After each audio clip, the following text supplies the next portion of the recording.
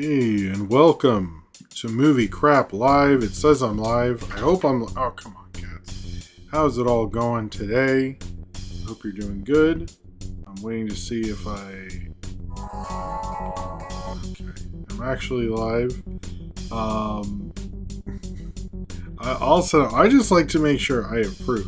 But anyway, hello, CineRam, Cornbread, Purple Goop, Bloxy Oxenwinkle, Pup. Wait, can you hear me? It's a movie. Oh, there we go. Jordan Salafalo. Let's send out the thing so people will come and stuff. And yes, here we are. Oh, Super Dusky's here. Javier Partello. I think I've said everyone in the chat. If not, please call me out.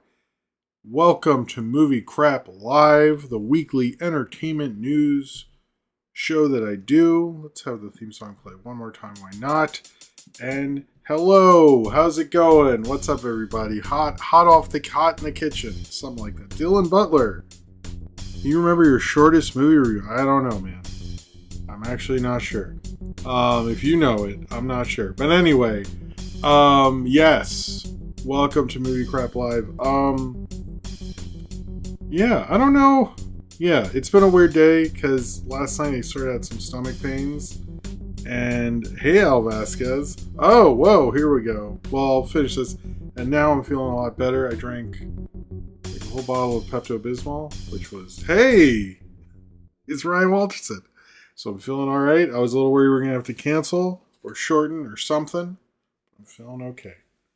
So we're off to that. But, what?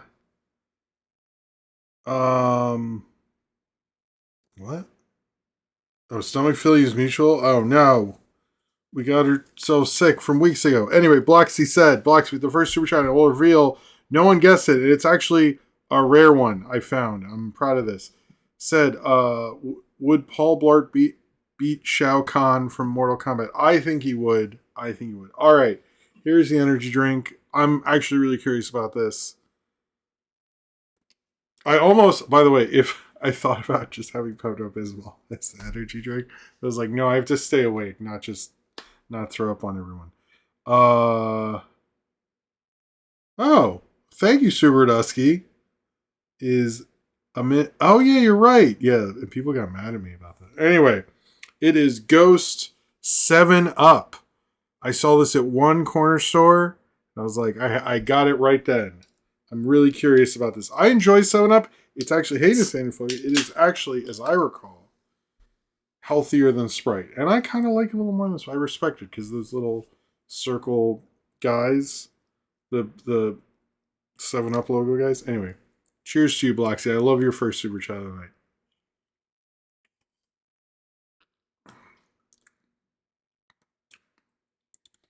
It pretty much just tastes like 7-Up.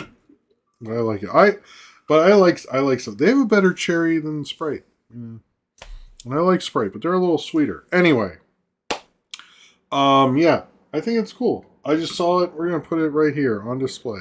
It's the spot. Man, I used to like those things. I feel like Will Vinton was involved. I think it's healthier, like it uses healthier ingredients. I don't know. I'm probably wrong. You don't come to this channel for soda health advice. I hope not. That'd be funny if someone's like, what? That's why I've been waiting so long. Anyway, let's go over some small talk things that I do want to mention. One, I'm not going to do a review of this. I just read, I think it said it on there that it was made from more natural ingredients or something like that. CineRam. I cannot look at, how about this? If I see one, I'll take a picture. But I don't. Sophie loves Sprite, so we're more of a Sprite household. Every now and then I'm like, yeah, 7-Up's kind of cool. But I get it. Especially like McDonald's Sprite. I know that's a meme, but when they get rid of those fountain soda things, I don't know what the world's going to do without that. Hey, Zodberg. Anyway, I saw the movie Arlington Road, which I'd never seen before. It came out in 99. It's probably one of the few major 99 movies I haven't seen. Well, I haven't seen Cider House Rules. That's a big one. But it was really good. I can see why it was controversial at the time and definitely couldn't have been made anytime after that. Have you seen the movie? a lot of good shifts with Jeff Bridges and Tim Robbins and all that, and Joan Cusack. They do a great job. It's also directed by the guy Mark Pellington who directed Jeremy, the Pearl Jam video. So I was aware of that for forever. I don't know why I didn't watch it, but then it's funny he never went on to do any other kind of stylized auteur movies. He kind of just became a regular director. That was like his one, which is depressing because I think Jeremy was like such a big video, but whatever. Anyway, CineRam says, Orlando Jones says, make 7 up yours. I remember that. I remember those. I like those. Back when, I think they had faith in 7 Up. Now they don't care. But cheers to you, CineRam. Thank you. And hey, K-Master. And hey, Austin. They should do this more. This is great. I love it. I will say, yes, Jeff Bridges without facial hair and long hair feels weird. It does feel weird. I 100% say that. I've been watching Star Wars with my son. He's been kind of more into that. We actually went over. We were gonna watch the first one tonight, but he wanted to watch like this Life on Planet Earth thing tonight, which got sad. And then we watched Bubble Guppies, and I got to show him Regular Show, which was awesome. He liked it. The first 2 ever episodes of Regular Show. I've not. I saw Mothman like once on cable. I don't remember liking it that much, but maybe I need to revisit it. Anyway, yeah, he's been getting into Star Wars. We watched Empire, and then we watched Jedi on Sunday. And watching Empire and Jedi only highlights how Return of the Jedi is not as good. I was like, whoa, I have not done this in a while. The quality drop is kind of dramatic. It's wow, okay, all right. I used to watch them back to back a lot, and I hadn't done it in a long time, and it was like, whoa. Holy shit. We were gonna watch the first one, but we didn't. But he wants to watch Force Awakens. But I did give him the option because he's seen episode 1, and then he asked me like the whole deal with Anakin, and I explained to him, and he looked like kind of confused. He was like, "What? He becomes a bad guy? I don't like this. Let's stick with Luke." And what goes back, he was like, "Let's do Luke and Rey." He likes them. He doesn't like the Anakin thing. He's like not interested, which is funny. But it is cool to like explain to a kid Star Wars lore and all that stuff. So it's been fun. I've been really enjoying that and rewatching them. But Return of the Jedi has its pluses. It has some really amazing special effects sequences. But watching it close to Empire does it no favors because Empire is just such a much more solid film. It's just like, yeah, the Han and Leia fight over Luke is fucking dumb, CineRam. I agree with you on that. That's like, what are we doing with this? Like, so, like, I get it, but it's just like, and then when they reference the I know part, that bugs me. I don't know. Anyway, the other thing, I guess, before I get into channel stuff, because I do have a one channel thing that I want to explain, but I guess I've talked about how I really like the singer Maya. She's from Columbia, Maryland, not Baltimore, although Baltimore people I know have been claiming her for years, although she has corrected that. She goes, I'm not really from Baltimore, just was friends with Drew Hill, and y'all just decided. And I was like, yeah, I told a couple of friends, and they were like, I never looked it up. I just thought she was. Anyway, doesn't matter. She has a new album coming out, but I like this song just a little bit with Too Short. I really like it. She's trying to do a Minnesota sound, if you say. And I'm sort of into it. I don't know if the album's going to sound like, but I really like that just a little bit, so I just want to say it. Original Jabba Palace songs. Although we usually, it's kind of hard because Plex can go out and stuff, and it was being a little weird, but who was one of the Moulin Rouge ladies? One of the girls from the Jabba's Palace? I didn't know that. But I don't know. The special edition of Empire, great. The special edition of Empire Strikes Back, no real problems with that one. That one's like, yeah, okay. But Jedi, I was like, Jesus, you have to take out Yub Yub? What the fuck is wrong with you guys? Anyway, to explain what happened this week with the shorts, basically, Ryan Wilcherson knows about this because I was like, oh, fuck. I did not have the right info. Okay, I see what you meant. I thought you meant somebody from Return of the Jedi. Yes, she was one of those ladies. She gets asked about that a lot. I follow her on Instagram. So, but I think she's cool. And she's an independent artist. We don't talk, support that. Anyway, so I've been doing the cartoons. I like doing the cartoon reviews. But I assumed, like I insinuated in my last one, it was the last one because when I looked it up, let me say that, it was like, yeah, well, we don't know when these are coming out. I was like, cool, excellent. I had a good time, but my plan was to pick a random cartoon short every week and talk about it. Basically, the format was what the bar fight short was going to be. Well, it is, basically. That I shot 2 of them because I thought, oh, this will be cool, and I can talk about all sorts of animation. And with the shorts, the way shorts are and Instagram and all that, people will find out about this stuff. And I was like, this is like a win-win. But then Cartoons is not over.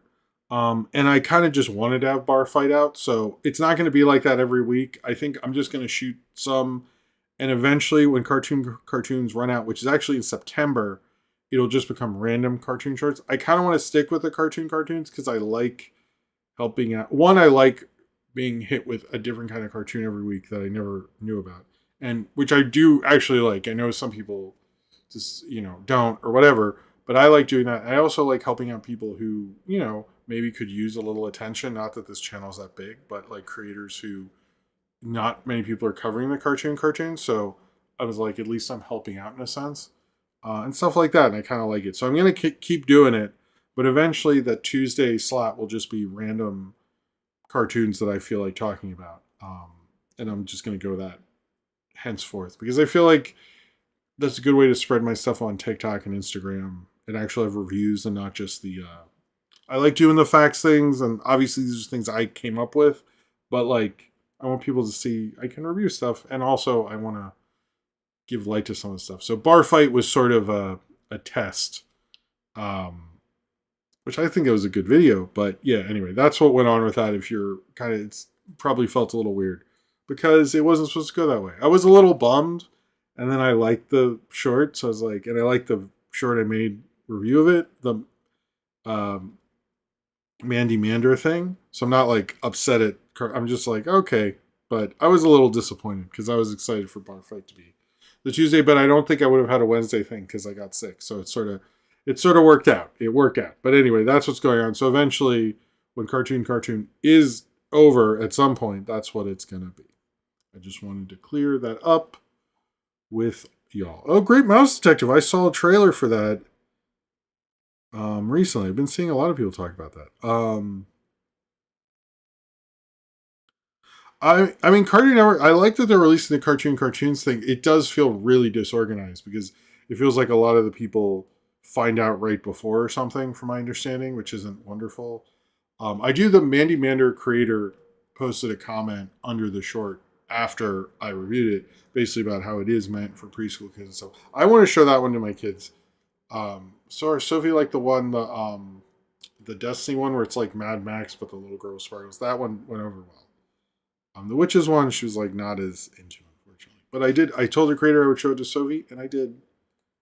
So man of my word. Anyway, all right, I don't have anything else to talk about, I don't think. Still watching Twin Peaks, man. MeTV Plus, love it. Like Twin Peaks going into Dark Shadows. That's the broadcast TV Adult Swim, I guess. Anyway, all right. Let's just get into it. This and everything I do is supported by you, the fans, either through super chats during the show. If we get to $20, I'll make these lights go flashy flash. If we get to $40, we will get Godzilla doing his thing. I will show you what Godzilla is doing, where we're at with Mr. Godzilla. He is, are we going to get the fart? Or I don't know if the kids play with him or not. Sometimes they do, so. Why do you do that?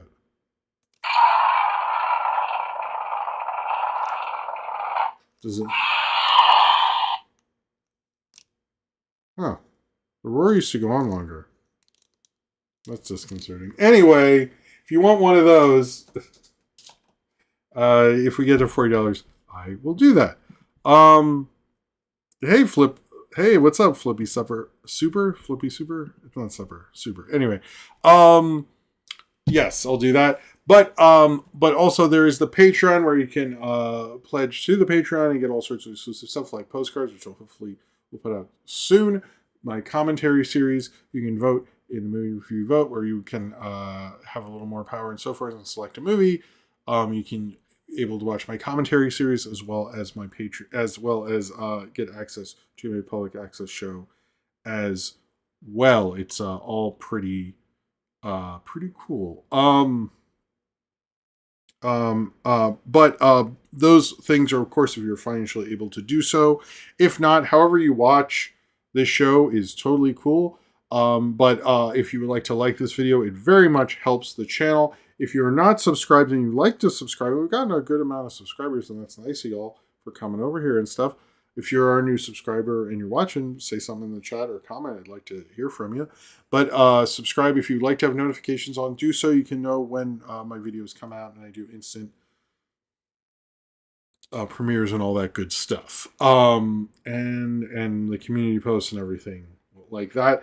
This is all, of course, yeah. But if you just don't have an account or just randomly watching because of some sticker or something like that, and you just have me on sometimes, that's cool. Thank you very much for watching. I really appreciate it. Thank you for being here. Any kind of support is really awesome of you. Yes, but also the Discord, which is has all sorts of cool stuff. We have nice, Ryan. Which is a wonderful community. It has all sorts of stuff. It has the licensed playing card channel, which I need to post something, and I post these though. It has a general where we have a daily question, and I ask, what would you like me to talk about in movie crap this week? We have all sorts of stuff like that. Oh, they're doing a Purple Goop Dinosaur City. They're watching Dinosaur City for Purple Goop's birthday. That sounds awesome. All sorts of cool stuff happening there. It's a really great community. It's wonderful, and it's one of the few YouTube Discords that people I get compliments on because it's so cool. So please join it if you would like to. It's run very well by Zane Powers, Austin, Ryan Walterson, and Cornbread. Did I say everybody? I hope I did. But they do a fucking awesome job.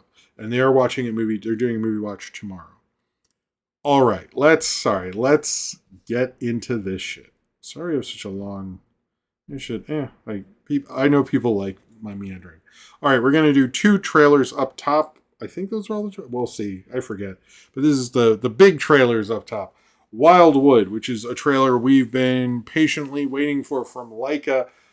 This looks insanely visually impressive, as we thought it would. I thought I said Zane Powers. I thought I said Austin, Zane Powers, Cornbread, Ryan Walterson. I'll say it again. Brought to you by Austin, Zane Powers, Cornbread, and Ryan Walterson. I think I said everybody. This is someone else. I apologize. Either way, Wildwood, the trailer looks very visually impressive. This is, of course, directed by Travis Knight. I'm a little wondering if it opens with his live-action film, Masters of the Universe.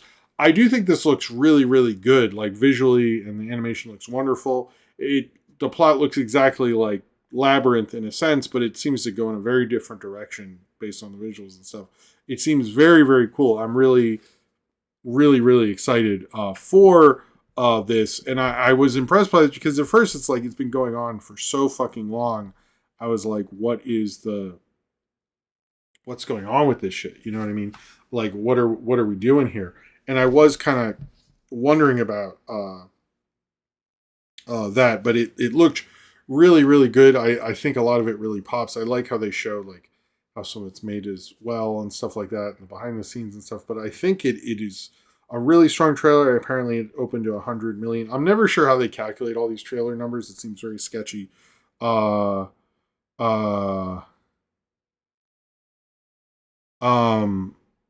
Is the sound okay?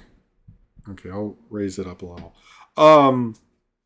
But I am glad it's getting viewed. I'm curious how well it's going to do in October, especially like stop motion has not really done well in a while. And it does feel very Henry Selick-y and all that stuff, but although it's Travis Knight. And I do like that he uses his Nepo baby money to do something good, at least unless you're Will Venton, I guess. But I like that he uses it to make like really visually impressive movies. This looks like kind of maybe the true follow up to Kubo and the Two Strings. Hey, William Ullman, how's it going? Which I think Kubo also only the second stop motion film that got a Best Visual Effects nomination. I actually think this could do this as well. I also think I'm going to make a bold claim. And I know it's early, and it first off, it is a bold claim, but I kind of think, despite the DreamWorks movie, The Forgotten Island, this has a real chance at possibly getting Best Animated Feature. I really do think this is a possibility for this. Like, looking at it, Laika is kind of due. I think Travis Knight, regardless of the morals of him as a person, I do think like has enough respect in the industry. I could really see it happening. I don't know, like Disney, what is Toy Story 5 going to do that? I don't know. It's going to be interesting, but Hoppers was good. You're right. I mean, there's still stuff, but I think right now I'm like, what is like the most visually, impressive one? And I kind of can see it happening. Now, apparently it's getting released by like Fathom Events. Like they're having a really hard time even getting distributors. So I think it's like a real fight. But I could see them going like, you know what, maybe... Because isn't the only stop motion winner... It's only Pinocchio and Wallace and Gromit, I think. So it would be nice if like, Laika won. And I think Laika, honestly,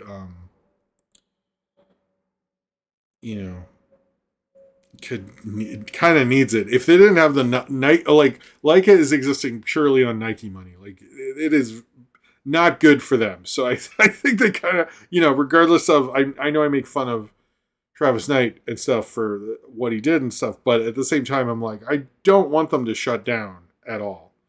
But we'll see. But I think it could be a huge, we'll see. I mean, I don't know what Toy Story 5, I don't know what indie animated films are going to come out of nowhere, all that stuff. So, Missing Link one. Missing Link I liked a lot, actually. I think Missing Link's underrated. I'm going to say that right now.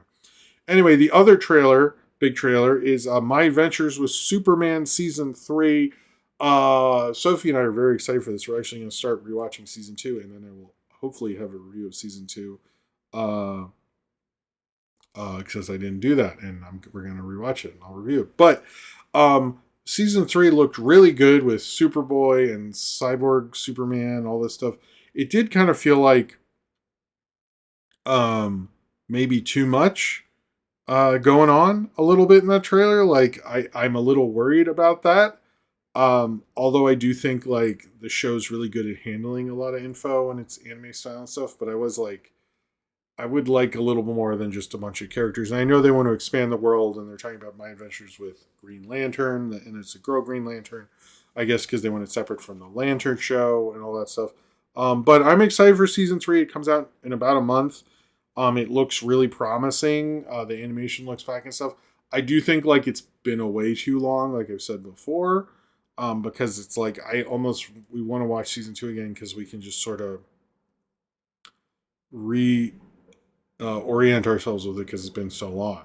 So, I know I've been harping on that, but visually it looks awesome. It looks great. I like superhero stuff more when it's animated. Although I still like James Gunn's Superman and all that stuff, but I still think My Adventures Superman Season 3 looks very promising.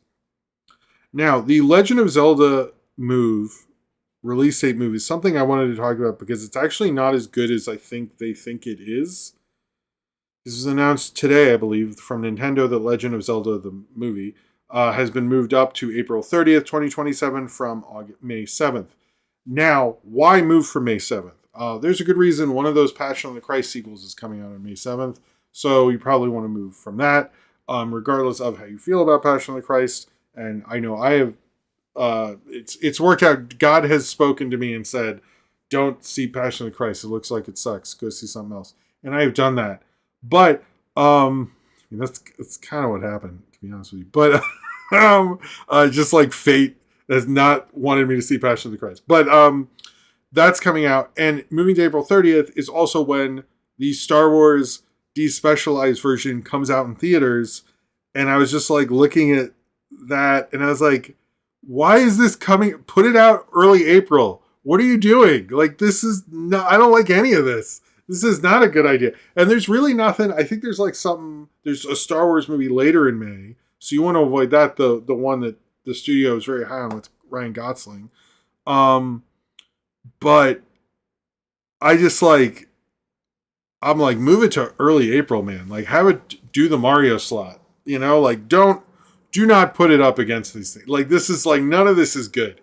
I don't like this at all. So right now, I don't usually look at the calendar. I got to look at the calendar versus this release date move, and I was like, this sucks. Like, push it further. Early April. You have no reason to put this out then. So if they move it again, I think that would be smart. I feel like they probably won't, but and I know the Star Wars thing right now, I keep seeing it says limited, but I'm still like, that's gonna be crazy.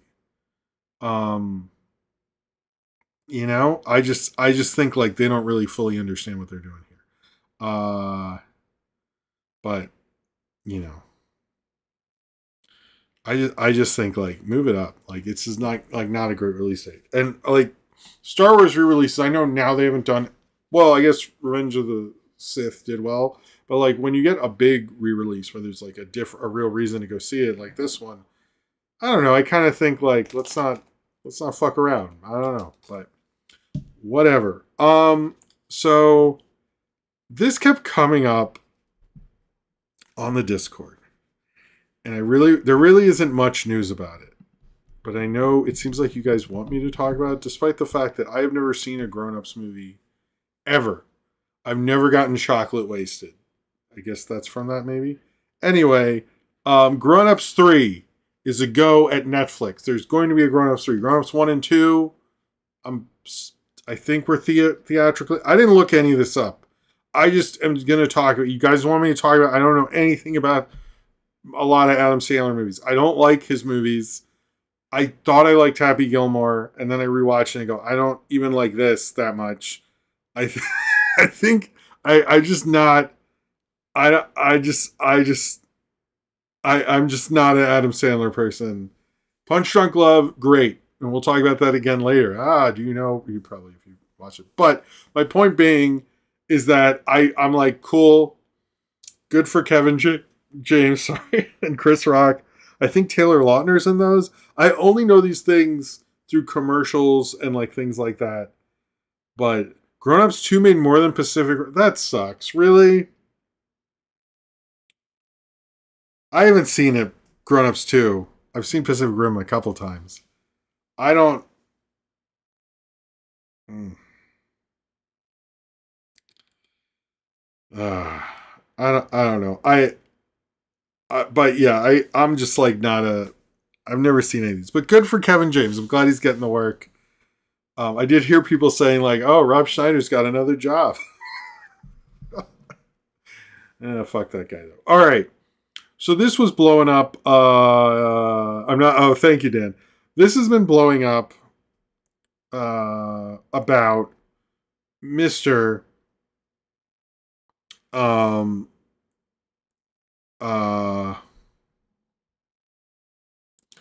there's a local screen of New Hope. That's cool, Kristen Gutierrez.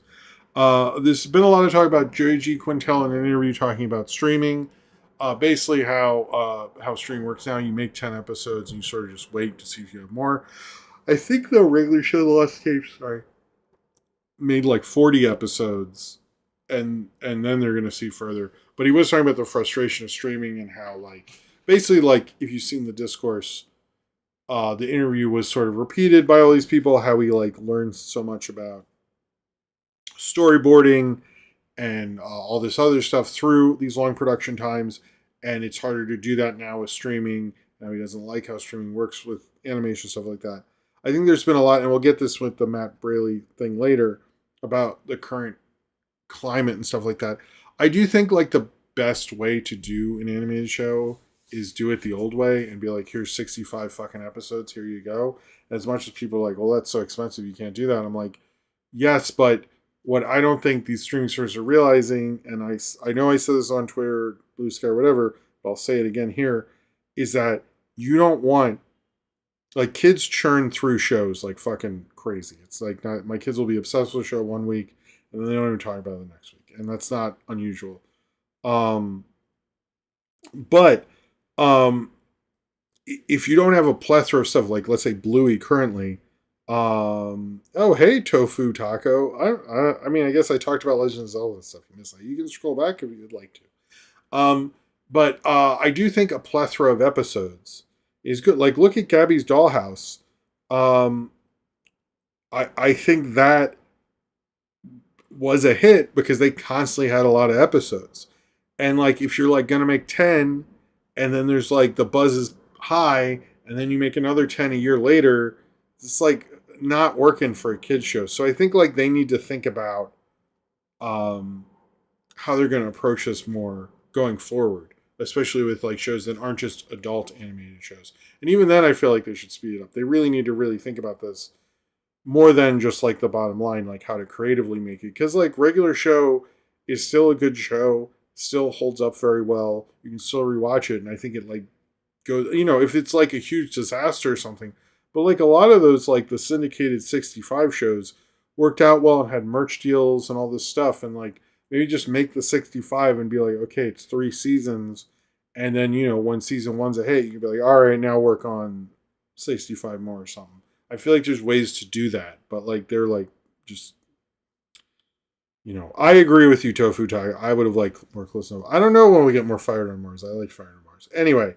but I agree with him. I think we're not in a place that we're making, you know, great shows. We're just making bottom lines, and I think it's like I understand the economics of it, but it's affecting the bottom line. It's going to affect the future because like kids will just move on to YouTube and get a relationship with that more quickly because they will have run out of all their shows. And YouTube has infinite bullshit. So like I think it's just a bad fucking idea to like not have that plethora of content. And I'm not saying just like put up 65 at once. That's stupid. Maybe put out 1 a day or something, or 1 every weekday or something. But like there's ways to do it that have been like set before you in history through syndication, all that stuff, and they're just like ignoring it. You know, if it's a really weird, like unusual show, maybe, but like to me, it's like, you know, if you look at the success of Bluey is that there was a lot of them, and kids can watch a lot of them, and like that's the biggest streaming show ever. Why aren't you replicating that format? To me, like that's, you know. Anyway, sorry, rant over. Last animation thing, at least for a little bit, we did get the first. Well, not too long. We got the first look at DreamWorks Cocomelon the movie. I didn't realize this has the voice cast of SZA, who I think is really great, Nicholas Hoult, and Sarah Sherman. That seems totally bizarre. It comes on February 19th, 2027. I don't understand why you have a big voice cast for this. I just thought you'd have the weird looking fucking baby and do Wheels on the Bus for an hour and a half. Apparently they like tried, which seems weird. If you watch Cocomelon, trying is not a thing that show does. So like the fact that they like gave a shit is already the antithesis of Cocomelon. Cocomelon is like an animated show if the director fell asleep and never woke up and everyone's like, what's our direction? And he went, and then they made a show, and like half of them look the same. The parents smile at the baby. It's the worst crap in the world. They don't need to give a fuck about this. The fact that they are, this is horrible. You need to get all the celebrities out of this. You need to give way less of a crap about this show. Nobody cares. Kids don't know who any of these people are. It's a bad idea. Just like literally just go into the slop. Roll around in that slop, bitch. Like make the worst Cocomelon. Why are we trying with Cocomelon? I don't want a good Cocomelon movie. Nobody wants that. That's not good for society. Just I'm telling you right now, care less, Cocomelon people. You're trying too hard. Nobody wants this. We're not going to talk about how great you are. You're terrible. You suck so bad. Like, you're not even worth talking about. This is hurting my brain, acting like I hate this so much. Just hear me out on this. Hear me out. Just do Wheels on the Bus for an hour and a half. Do me that, guys. Come on. I won't let my kids watch it because it's like literally the worst crap ever. You could make a movie worse than Oogie Loves. What are you doing? What do you do? This could be better than Oogie Loves. If I was an executive, I would throw everything on my desk. I'm like, what the fuck is this? If this does better on Rotten Tomatoes than fucking Oogie Loves, then I will jump out this fucking window. This is bullshit. Fucking bullshit. Cocomelon cannot be even marginally good. It is bad for society. I don't like any of this. What if SZA sings a song? That could get an Oscar nomination. I don't know. No, Cocomelon. No. No celebrities for you. No. It should star Corey Feldman at best. That's as far as we'll go with this. No more, Cocomelon. No more. I don't like this, Cocomelon. I don't know what you're trying to do. I don't like it. Anyway, moving on. Sorry. Conan, the O'Brien, is hosting the Oscars for a third time. I feel like this didn't actually get talked about a lot. More like Cocomelon. Oh. Hey, Super Kirby Dude. I don't know if I saw you there. And hey, Norbert. Norbert had a good... I retweeted his regular show Lost Tapes review. It's pretty good. Cocomelon is a dog with something in its mouth. That's pretty much how they animate it. It will outgrow Forgotten Island, Dan. I don't want to break... I don't know how to break this to you.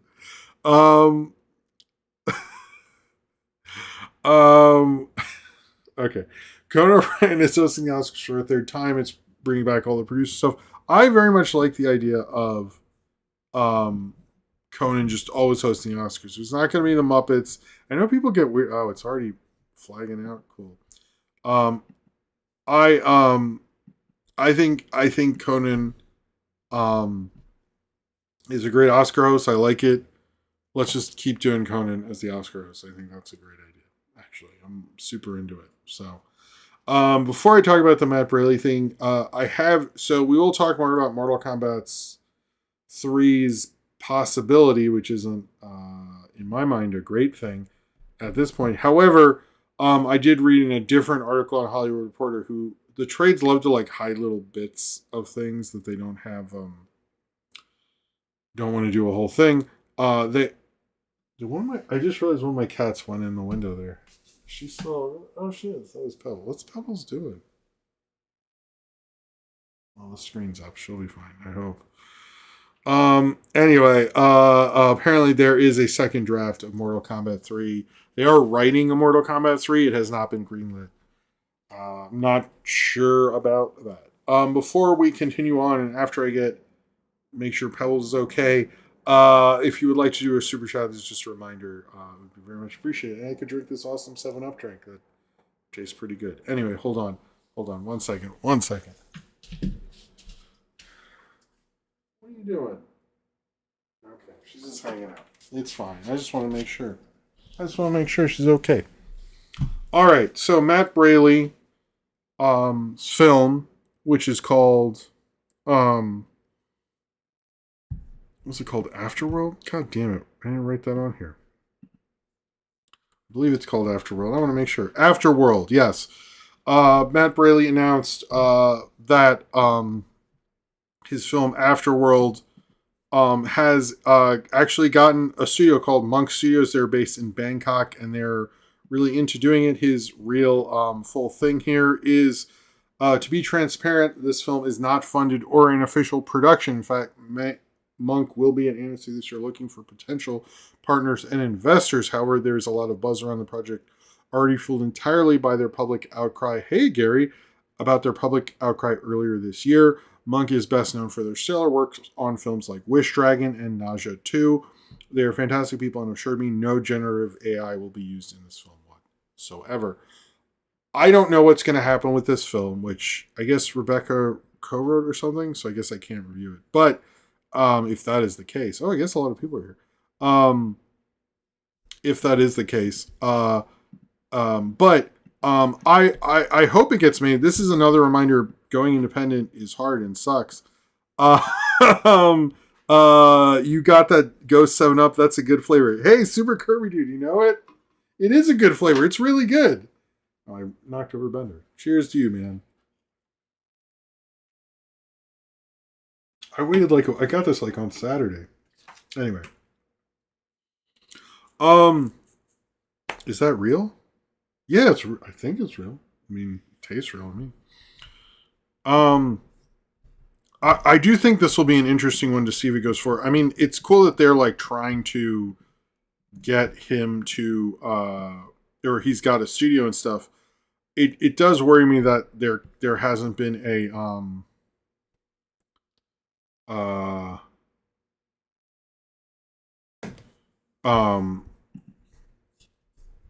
that there isn't a studio involved or anything like that. I find that,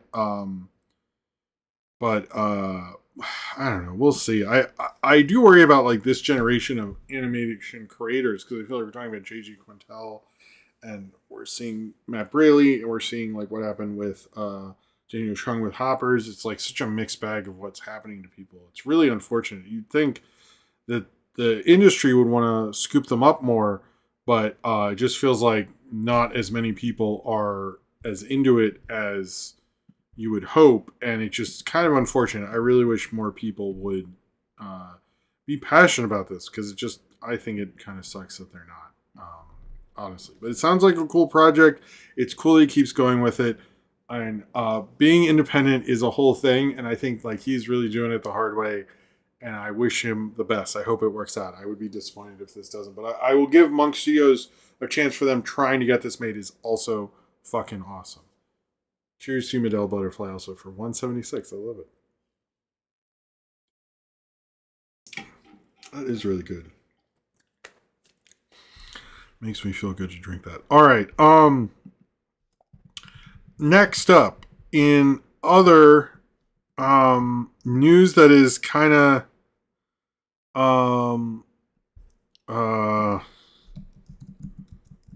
wait, what was Claire on the below again? Oh yeah, his indie man, he has a lot of stuff coming out. Good for him.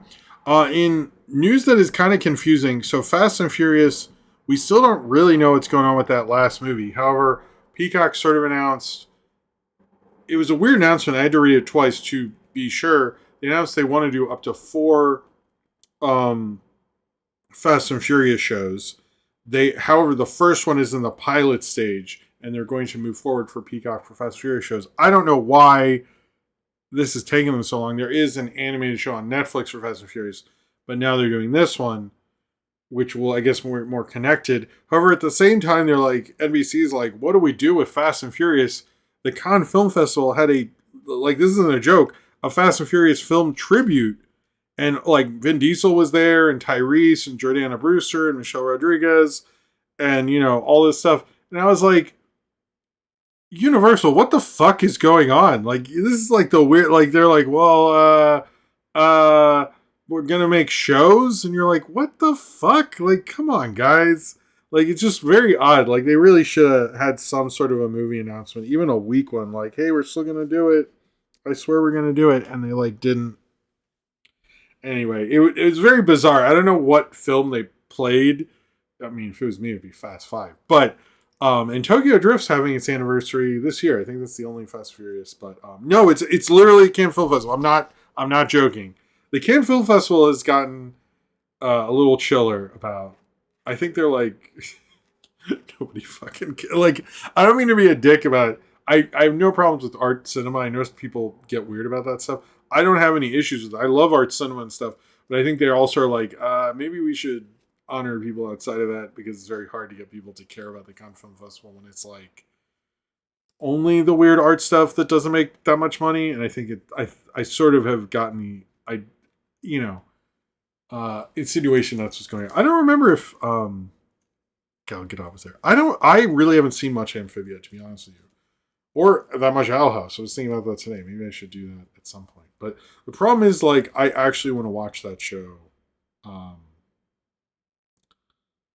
So I don't want to watch it on the back, in the background or something. So that's probably the problem. Maybe I'll try to get a kid into it. Still waiting for a Knight Rider movie. Me too, CineRam. After I talked about that watched that Knight Rider documentary trailer last week. I talked about it. It was very quick mention. I was like, man, I used to love Knight Rider as a kid. That theme song, like that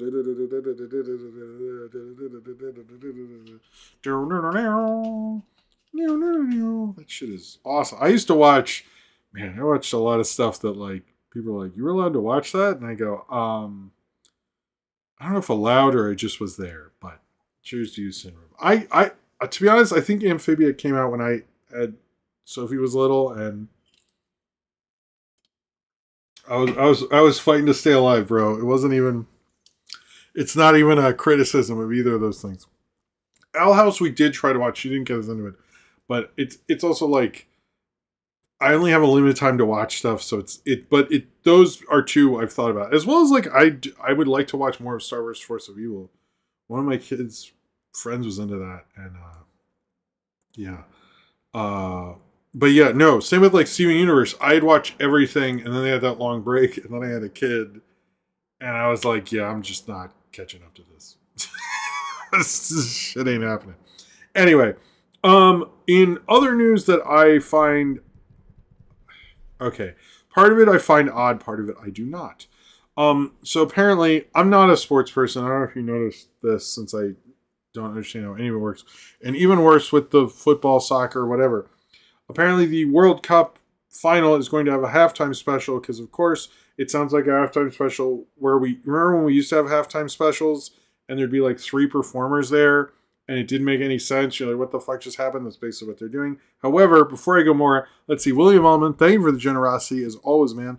Says, I just got back from seeing Obsession. I was thinking about seeing this. I would describe it as a pretty solid horror premise held back by some typical subpar small budget horror acting. Oh. That's interesting. That is not.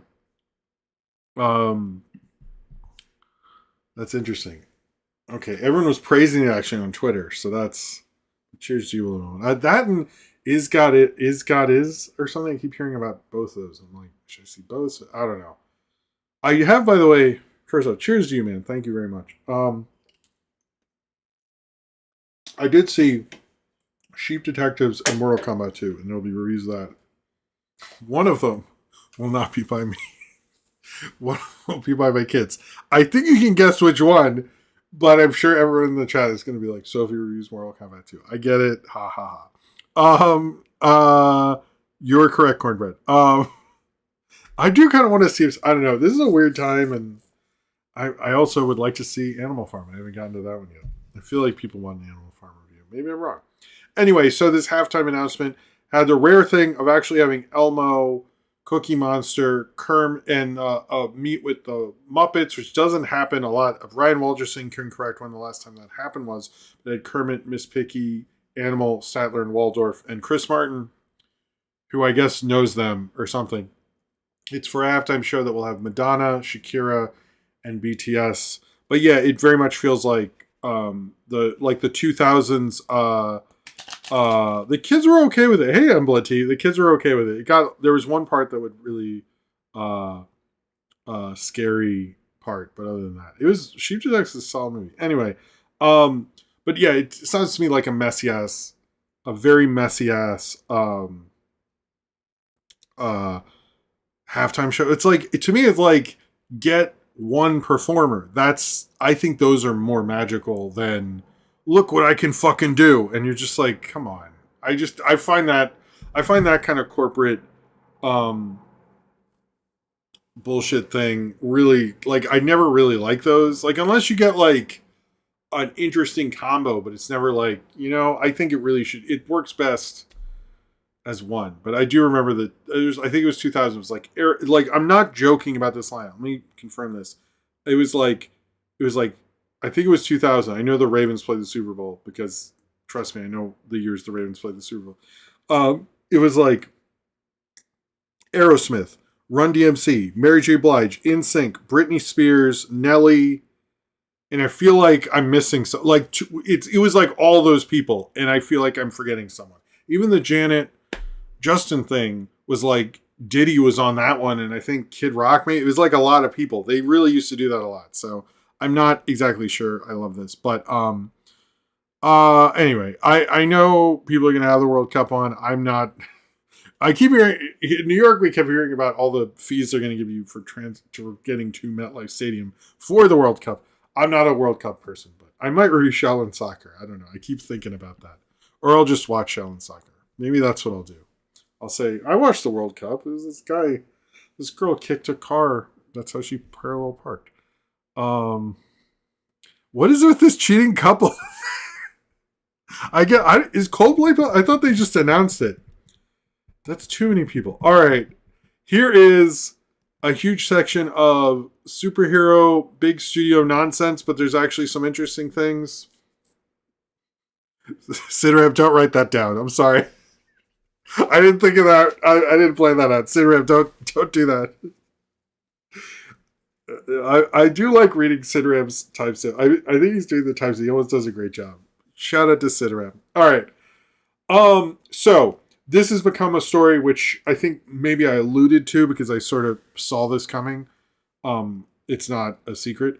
Matt Shakman, who is directing the next Planet of the Apes movie, has said is apparently sort of taking a break.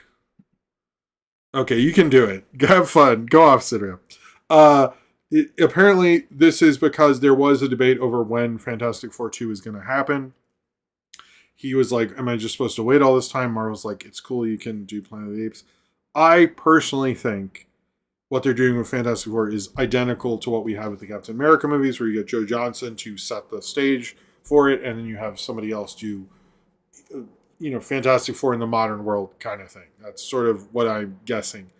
There's all this debate on who will direct Fantastic Four 2. I think that's a little silly since Fantastic Four 2 doesn't have a release date and we don't know what's going on with it. And apparently Marvel is not mad at him, or Disney isn't. They're kind of like, look, you directed a solid movie. Where I've read nothing, there's no scooper has reported any like friction. It was sort of just like, look, we don't know when this is. Why don't you move on? It was sort of an agreed upon thing. However, I did think about who I would like to direct Fantastic Four. And I'm going to go for a big swing on this. And I feel like everyone's going to be like, Jim, that's stupid. If we're going to go weird Fantastic Four, which I think you really need to do in 2 or 3, because you've already done Galactus. And I don't think this would ever happen. But I sort of think Ari Aster should do Fantastic Four 2. And you might say, won't that be like what happened with Fan Four Stick? I think Ari Aster's a better director than that. I say, like, let Ari Aster actually do Fantastic Four shit. Or Phil Lord or Chris Miller, which they won't do it. Oh, the Psycho Gorman guy I would love. I didn't get to see the second movie. I would like the Psycho Gorman guy. But I think, like, for real, if you let Ari Aster go full Jack Kirby, come on. No, Sam Raimi's with the Doctor Strange. I do think he could do a good one. But I think, like, get Ari, like, that is the only way you can get people to go, what the fuck? Like, that would generally, hey, Ratboy, make you surprise people. And let Ari Aster do weird sci-fi shit? Come on. That sounds awesome. I don't know. To me, like, you want somebody dark and strange to go full Kirby. I don't want to do the family shit. Like, I get it. They're a family. Whatever. But, like, let's get intergalactic with it. Let's get, like, weird. Like, I don't...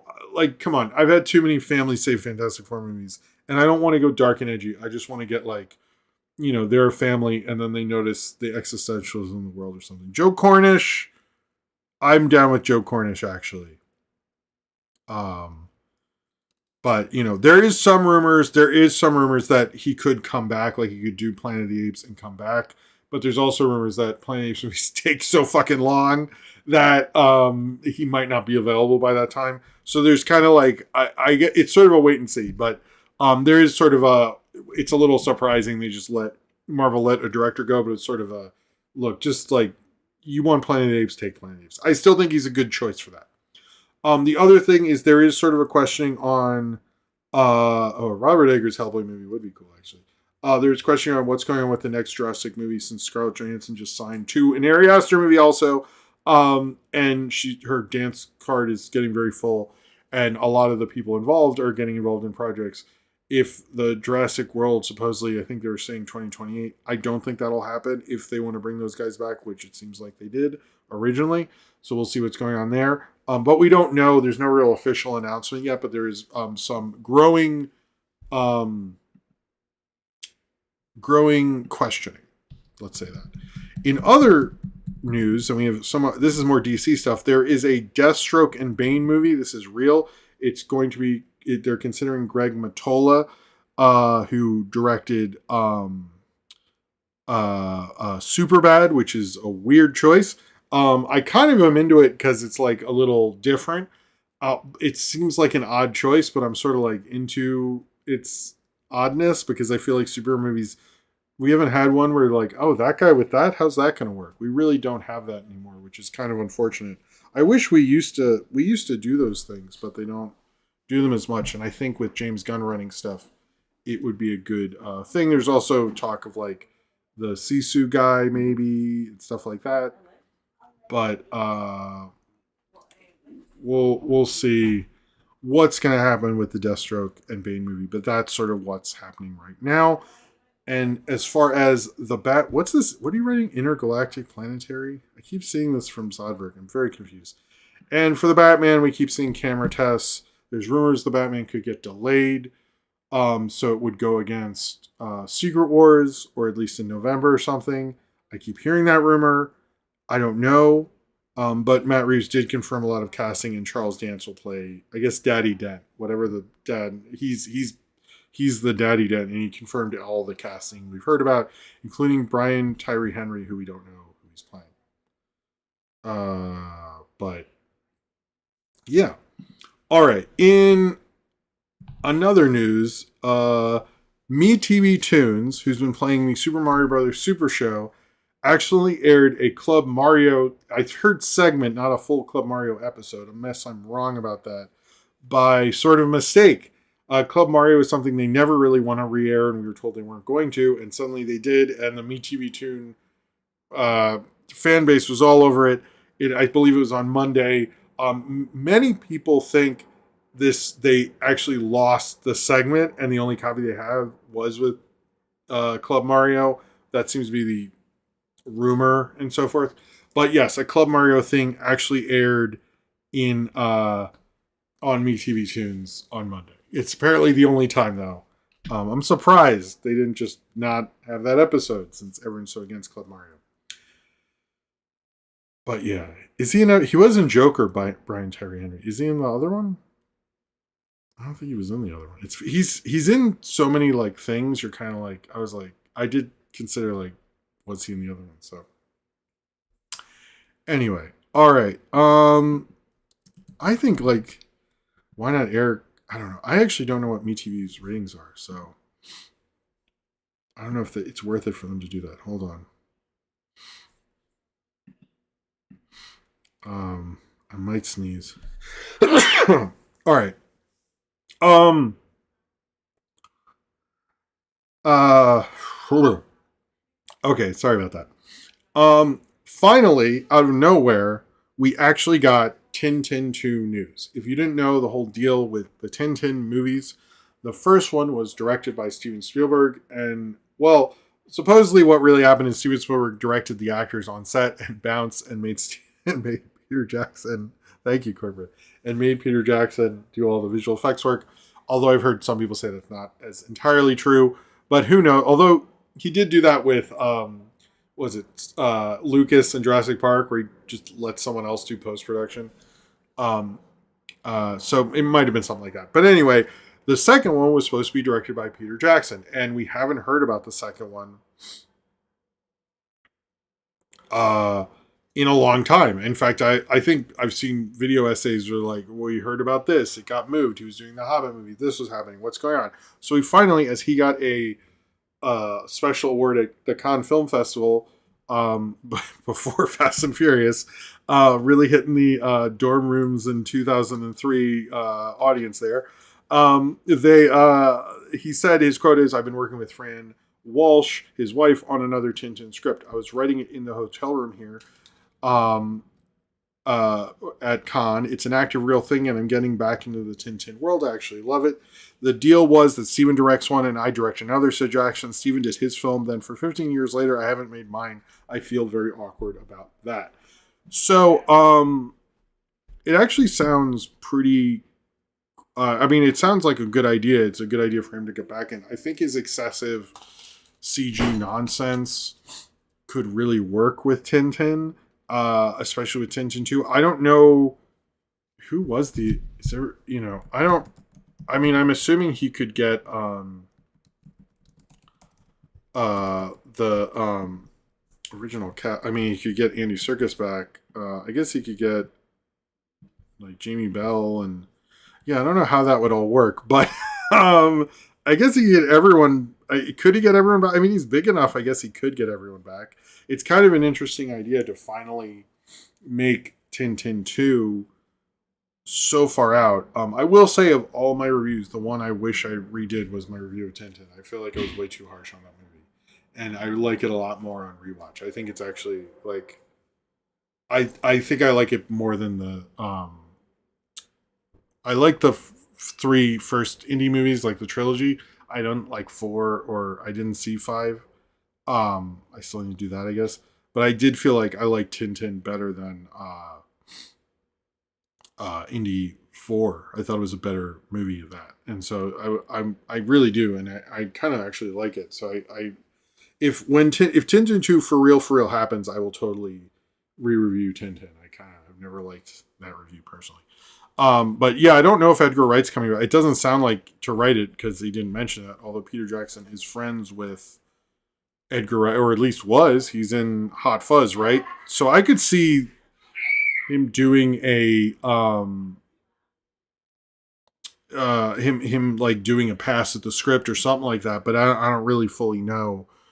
That wasn't announced in this. This is like the first news we've gotten in this in like fucking 10 years. So, oh, hold on, guys. Hold on, guys. Give me a second. Love you too, Oscar. Just give me 1 second. Hold on, guys. I will be. Let me just. Hold on. I'm going to switch this over. I'll be right back, guys. And I will get you Super Chat when I get back.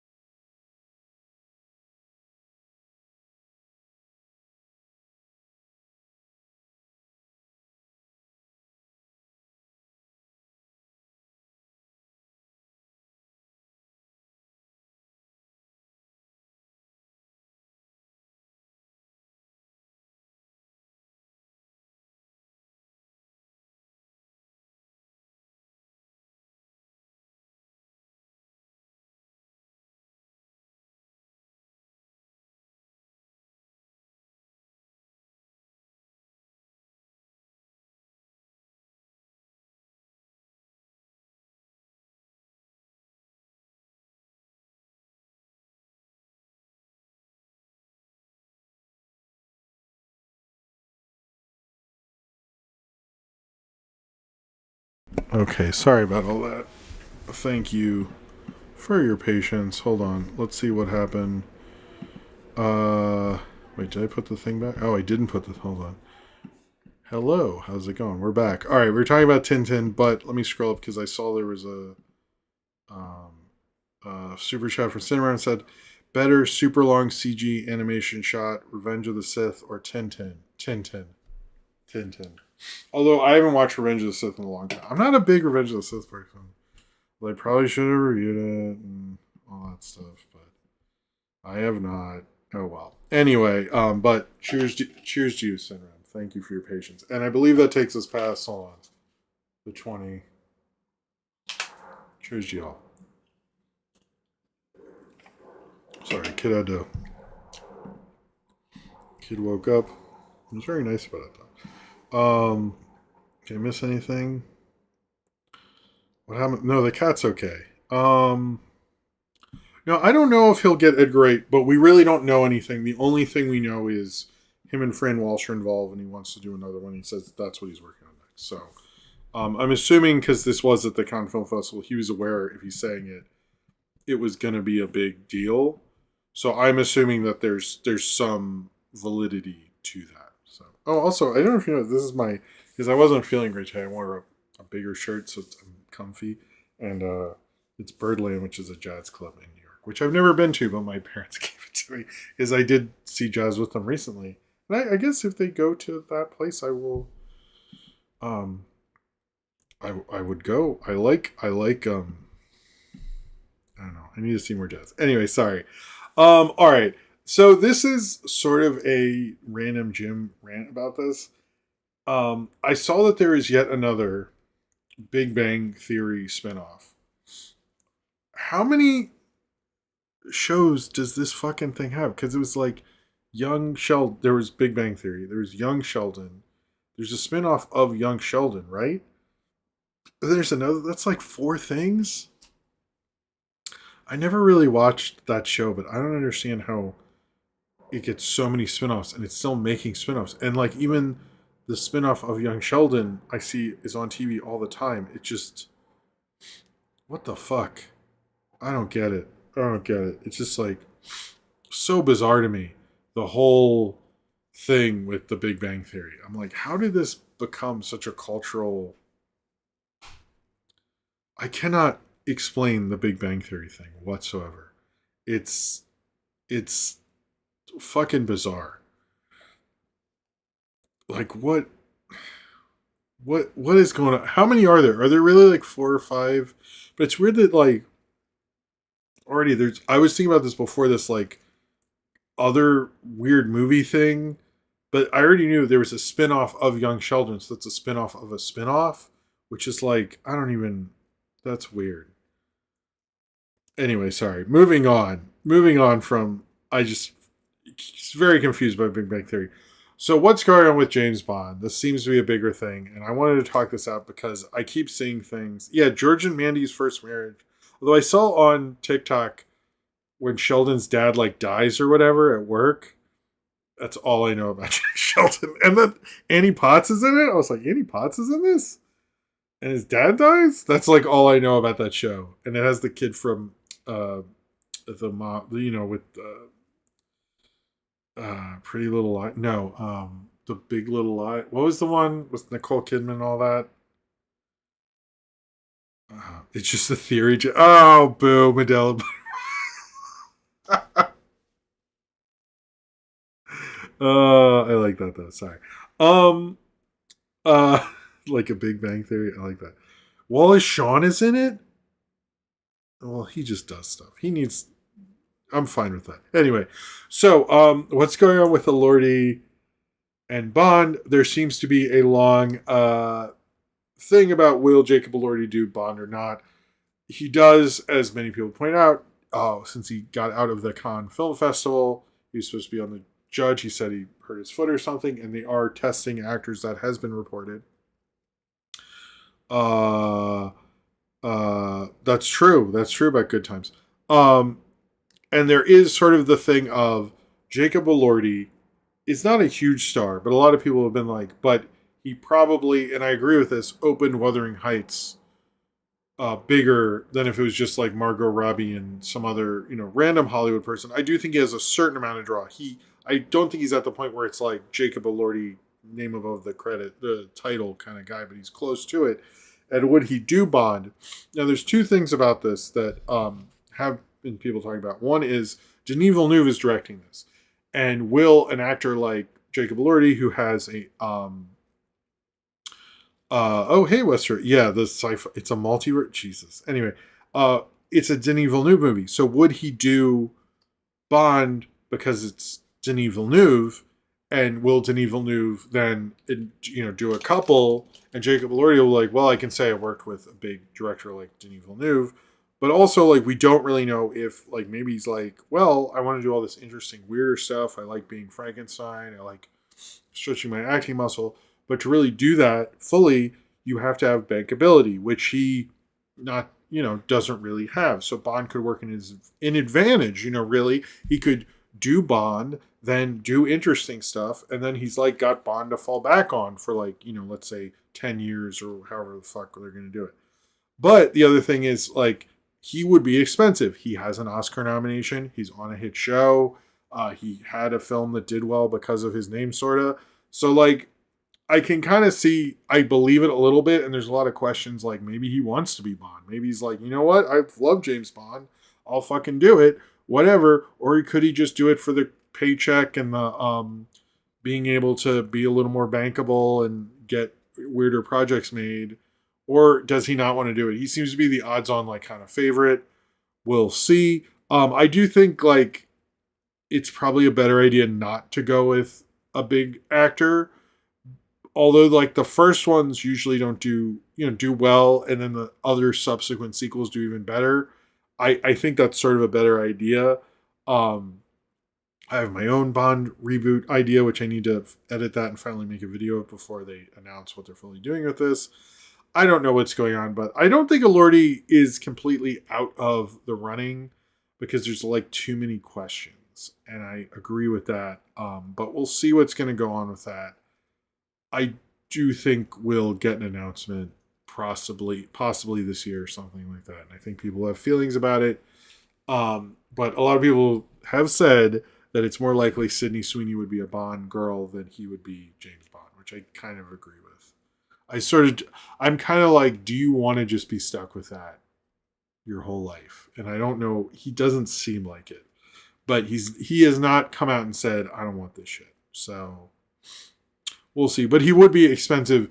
And the reason the expenses are when you're starting a franchise, they don't, even if you're young, is like, okay, let's say I'm really just coming out with figures here. Let's say he gets $5 million first movie. If you're doing 4 movies, he's going to be really fucking expensive by the 4th movie. And they do look at that. Whereas if they can get, guy on British sitcom who looks nice, they'll give him $1 million the first movie. I'm sure he will be making a ton at the last one, but they will not have started expensive already. Even though it is Amazon, and sometimes Amazon's like, who the fuck cares? So it's really like there's a lot of factors in this that we don't really know the answers to, because a lot of people like Amazon have to be like, well, we don't want to spend that much, or Elordi could be like, I don't want to do big budget stuff or anything. Like we don't have the answers. So I will say I'm only talking about it because there is a slight validity to the idea of that. But we really don't know. I can 100% see it not be him though. I kind of think he needs to find a big movie anyway, so we'll see. I do think they should make James Bond Jr. Bring that back. Oh man, whenever they make a new one, I'll do a episode 1 of James Bond Jr. I used to watch that.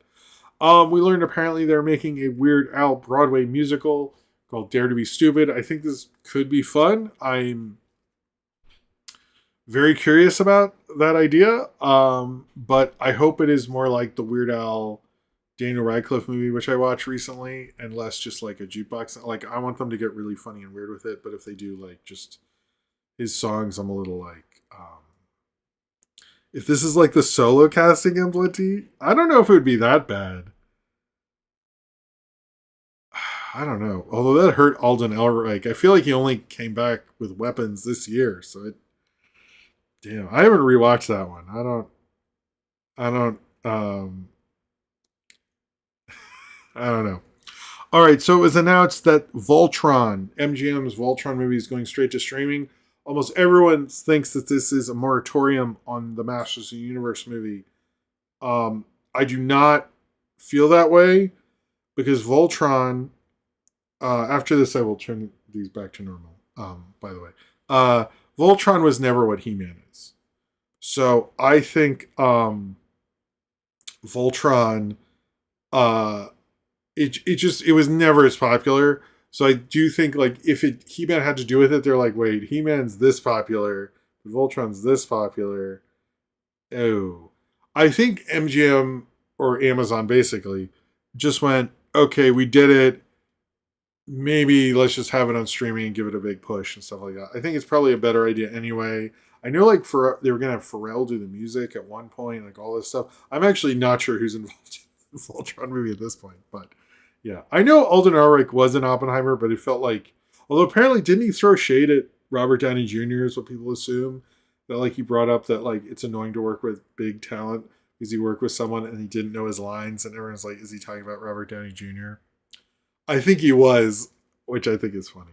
All right, this is not the Obits thing, but I want to bring this up. RIP to film critic Rex Reed. I'll be totally honest with you, I don't like his criticism. However, I like him as a personality. He was sort of an Armand White type figure. Most of the 70s critics considered him a joke because he was in Myra Breckenridge, which I've heard people like more now. It's not very good. He definitely was a very handsome man, and he was definitely a interesting figure. I cannot really, I'm not a fan of his criticism, but I was a fan of him being a person in, like, just being a weird person around, New York film circles and stuff like that. I appreciate him for being that. I always thought that was interesting. Although I did say, and I couldn't find a clip of it, I love it's you ever seen the Siskel and Ebert episode of The Critic? He's in it because they get like Gene Shalit, like it had like every critic. It's like my favorite The Critic episode, obviously. At some point I'll review that show, but that is like my favorite episode. And then he's like, guess what? Guess what, Jay? I could be what was it? I feel like he's like, I don't need you to be. I hear you're matching up with Gene, because it was gonna be both Gene Siskel, one and Jay Sherman. He said, I don't need you. I have my own cohort, and it's like I shouldn't like this joke. It's like a monkey screaming. He goes, "That's right, Pauline Kael." It's like Jesus Rex, right? I love Pauline Kael, but I'm sorry, I love the monkey joke. That's fucking so funny. The only Pauline Kael joke I ever liked. It's by Rex Reed. I'm sure she turned down The Critic. She turned down it. She never liked doing that shit. Not that she should. Although I do think like a Pauline Kael review show. Sorry, Rex Reed. I'm shitting on your obituary here. One of my great, like, if I could go back in history, it'd be like, come on, Pauline Kael, just do your own Siskel and Ebert. You don't need to just get a Paulette to come in. This is like nobody knows what I'm talking about. She had like this army of critics. Paul Schrader was one that she sort of, and even Elvis Mitchell, she like went over his reviews and like would give him advice. And she had an army of critics she messed with. And she was known for what they were called, the Paulettes. And there's like, I even think like, what's his name for the Times who. Anyway, sorry. This is like a deep film critic nonsense that I care about. But yeah. Anyway, sorry, Rex Reed. But I love that The Critic joke. I was looking. Nobody made a clip of that. Fucking idiots. I'm not going to make it. But anyway, apparently Mystery Science Theater 3000 has been started shooting this week. I've seen at least Bill Corbett and Trace Beaulieu on set photos that have been released. Maybe there's been more. Jack Kirby Way, which was sort of insinuated kind of when the Fantastic Four movie came out, has actually happened. It's around Delancey and Essex, which is where I see movies at the Regal Essex all the time. So I'm gonna go check that out next time. I didn't see it. I think I saw Mortal Kombat 2 before or something. Anyway, no, I saw it not around there. Anyway, point is, next time I will take it. It'll be in the next time I'm around there in a video or something like that. So Westworld. Oh man, how much stuff do we? Okay. I'll talk about two things and then we'll talk about box office. I'm sorry we're running a little late. Yeah, they did it. It was weird. Why would you do it for a photo shoot one afternoon? I just don't get it. Anyway, that's basically what they did. There is another Westworld movie in production. It's written by David Kemp. I actually don't think this is the worst idea because David Kemp wrote the script to Jurassic Park. If you don't know, Westworld, the original movie and idea, was from Michael Crichton. It's basically Jurassic Park, but with robots. Before it became the J.J. Abrams show, which went off on its own tangents and stuff. I'm a little confused because Westworld was a pretty big show, and I feel like the public will be fucking confused. But a David Kemp Westworld script does make a lot of sense. They say there's like a big director attached. I'm like, is it Abrams? Because I don't think anyone would be this stupid other than him. So I think the Westworld David Kemp thing looks like it's happening, although I find that to be kind of a dumb idea post a pretty public, massive TV show, but whatever. Before we get into the box office, this is something I've noticed there's some talk about, but not a lot. There's a movie called The Breadwinner from Nate Bargatze. I normally would not give a fuck about this. However, I honestly kind of find it as a dad obnoxious and a little offensive, but whatever. He's introducing a thing, and he's worked with theaters to do it, called the Nate rate. Apparently you can ask for it. It's basically they're introducing more matinee pricing for the film The Breadwinner, so it can be more for families and average working class people. Although I like the idea of it, it's sort of like, I sort of think it's a way to help his public image, which I think is kind of bullshit. I also think that movie is kind of a bullshit premise, but I like that he is making theater tickets cheaper for people, and he is calling it the Nate rate, which is a nice little marketing bullshit thing. Good for him, I guess. But if you did want to see The Breadwinner, or your mom wants to see it or something, try to do the Nate rate, because apparently AMC is doing it. I don't know Regal or anybody else, but a lot of them are following suit and supporting his idea because he will be promoting it through his social media, and he's pretty cool. About to watch Yee Yee. I'm afraid of the runtime. What is I've heard it. Hold on. Yee Yee. What is the runtime of that? Whoa, yeah, that is kind of long. Good luck, man. Good luck, Toasty Jackson. I would like to. I've heard good things about that. Anyway, cheers to you, Toasty Jackson. Cheers to you. Oh, Avery is cool. Yes, I did hear that rumor that Steven Spielberg said his next project is a Western, and then the Westworld thing. I hope that's not true. I kind of am like, also like, who do you get to do Yul Brynner? That's to me like the thing about the original movie. It's like Yul Brynner referencing Magnificent Seven. Who would you get to do that now? I think it's like, I don't know. Westworld is a cool movie, but don't like fuck with it. I just don't. Anyway. All right. We're going to talk about the box office, and this is actually an interesting discussion to have, or listening to me talk about it. Because there isn't that much difference between the top three movies. In fact, this was a really good box office weekend for the health of box office, because the top three each made over $35 million and didn't really go that far between each other. Devil Wears Prada 2 was number one with $41 million. It actually added 50 theaters, but then went down by 45.8%. It actually had the worst per theater average of the three, but was in more theaters than the other two, Mortal Kombat 2. Or let me just talk about Devil Wears Prada. It's actually outgrossed the original, unadjusted for inflation, and made actually 117 million the whole worldwide this past weekend, which is insane. It's made a lot of money. I think we're up to, what was it? 443 million. Just like insane numbers. I don't really want to see it. I like the original, but Anyway, Mortal Kombat 2, which I'm... Okay, so here's the one thing I want to say before I get into each of them. Mortal Kombat 2 and Michael, Michael made 37 million, Mortal Kombat 2 made 38 million, but they're in 3,500 theaters about, right? Devil Wears Prada 2 was in 4,200 theaters. You could argue that had Mortal Kombat 2 been in 4,000 theaters or 500 more theaters, could it theoretically have made more than Devil Wears Prada 2? Especially since Disney is always like giving their movies like prime showtimes and stuff like that. If Mortal Kombat 2 had that advantage, would it have? I sort of think that is possible, as well as with Michael. And I kind of think Devil Wears Prada 2's, although it did get a bump on Mother's Day and stuff like that, based on these numbers, and I'm talking very theoretically here, had Michael or Mortal Kombat 2 had over 4,000 theaters like Devil Wears Prada 2, we could be talking about 3 over $40 million openings. Possibly. Now, I don't know where these magical theaters come from. There's a lot of ifs, ands, and buts about it. But I do think this was a really close box office weekend. And it's also interesting that they made more per screen average, which means those theaters were more full most of the time, but they still all made a ton of money. Mortal Kombat 2 did not actually do that good. It did make about, 38.5 million in the US.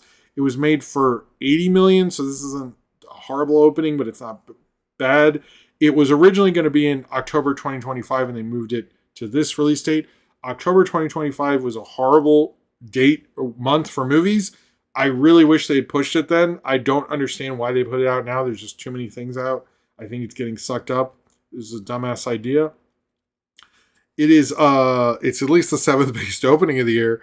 And it had the smallest, because the first one was mainly on streaming and the sequel isn't, and it had the smallest advantage over the Project Popcorn nonsense, which is not great. It only made about 23 million internationally.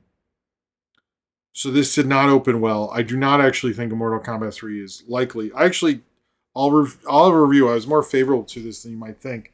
But this isn't good. This isn't really good, actually. I think this kind of got swallowed up a bit because there's so many other things. It still opened decently, but people were expecting it to make like 50, and it ended up with 38.5, and international is not going to save it. I sort of think this is sort of done, but they are developing a third one, as I said before. But this, to me, like, if you want to see Mortal Kombat 2 and you like the franchise as it is with this new one, go out and buy a ticket, because I think this shit is kind of over. Michael was close. It only went down by 30%, which is really good, actually, and it lost 405 theaters. So I actually think it would have done better in October, because there really was Tron Legacy that much of a... Anyway. But yeah, Michael, I think, showed a lot of promise. It's at 241 million. It's the highest grossing biopic in domestically, not internationally. It has to make I think it's like, what was it? Like almost $1 billion, which doesn't seem likely. It actually made 96 million worldwide this Mother's Day weekend. So it's still like actually doing fucking crazy good. But yeah, also Michael was supposed to be October 2025. Yeah, no, I agree, Cornbread. You would have had the Michael Jackson movie. So it's kind of funny. 2 of these movies were supposed to be October 2025, and now we're in May 2026. So whatever. Sheep Detectives actually opened really well. At 15 million, which is really good. That was what we saw on Mother's Day. That's what they want to see. That's very good. Billie Eilish's Hit Me Hard and Soft opened 7 million. I guess it did well for a concert movie with James Cameron involved. Super Mario Galaxy is still sort of close to $1 billion. It's not really doing as well as they thought, but it made money. It's just not making as much money. Just to be clear, Project Calamari is only down by 22%, despite it lost how many theaters? It lost 600 theaters. It still only went down by 22.5%. It's going to outgross Oppenheimer. I'm very serious about this. Domestically, it will outgross Oppenheimer. That is happening. It probably already happened. I'm going off of the weekend data. And finally, I know you're all excited. Animal Farm fell by 78.7%. It lost 460 theaters. Its per screen average is the worst in the top 10 at $329. That's right, $329. It's at $5 million right now from Angel Studios. I would say that is not good. However, because of the health of the box office, it was actually up 92.8%, almost double what it was last year because of those three big movies. Like having solid performers like that, this is very healthy box office wise. We're doing good. They haven't had three films make over 35 million since I guess the two stats I heard was like we haven't had this since Thanksgiving 2024 or June. Last summer was June 2023. It doesn't really happen a lot. So it kind of this is good. We're good going into summer. We'll see if Mando and Grogu and all that stuff hold still. All right, I'm going to do obits, and then we'll take a quick break and talk about Radio Show The Lost Tapes. We had two. One was Michael Pennington. This is literally like I watched Return of the Jedi on Sunday. I heard about his death on Monday, I believe. He's the guy at the beginning of Return of the Jedi who Darth Vader talks to. He's like, the Emperor's coming here. Goes, yes, and you'd be very concerned with the progress, blah, blah, blah. And he's like, well, then we'll double our efforts. He's the guy who does that. You know, Return of the Jedi, he's like, well, we'll double our efforts. That's that guy. And I will say, like a lot of you were saying, he really did sell those lines. He does. He's very good at that part. I don't remember if he's in any other parts of the movie, but he really sells like the certainty of that. Apparently he was a very well-trained actor, and you can tell. So RIP to him. I just literally watched him. I've seen that scene 20 million times. He deserves credit for that. Tony Stella, a very famous poster artist, did a lot of the Indiana Jones stuff, did a lot of great poster art over the years, also passed away this week. I know there are other people. I try to just keep to people I have like at least something to say about. So if I ever miss someone you're very offended by, post in the comments. But those two, as well as Rex Reed, I felt like I should mention. All right. But the box office stuff is actually really good. I'm actually very happy about what's going on right now. All right. I'm going to take a break. Then we'll talk about, I think we're going to run long tonight. I know, drink. Then we'll talk about regular show, The Lost Tapes. And I will be, sorry I took a break earlier. Family stuff and all that. I'm just going to take a quick break. I will play the music. Where's the break music? Break tunes. I'll just play it from the beginning. I hope you enjoy the music, and I will be right back after this. Thank you for being here all.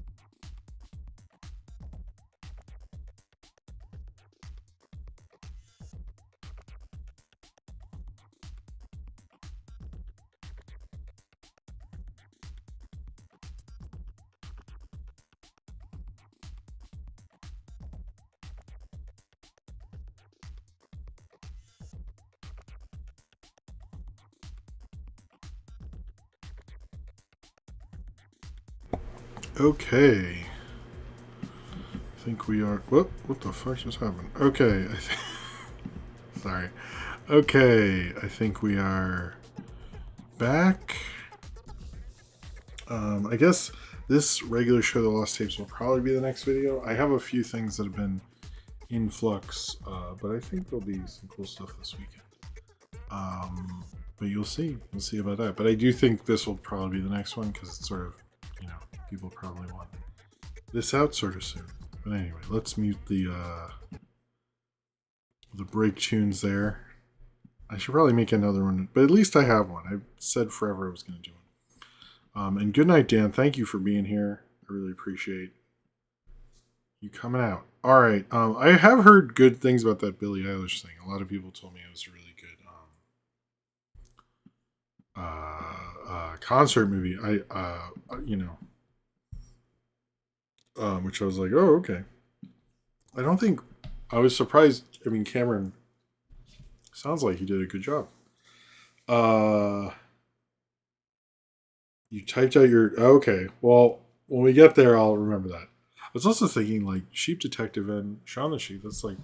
I will see 2 sheep movies with my kids in 1 year. That's... I can't think of another time I've seen 2 sheep movies in 1 year. 2 new sheep movies.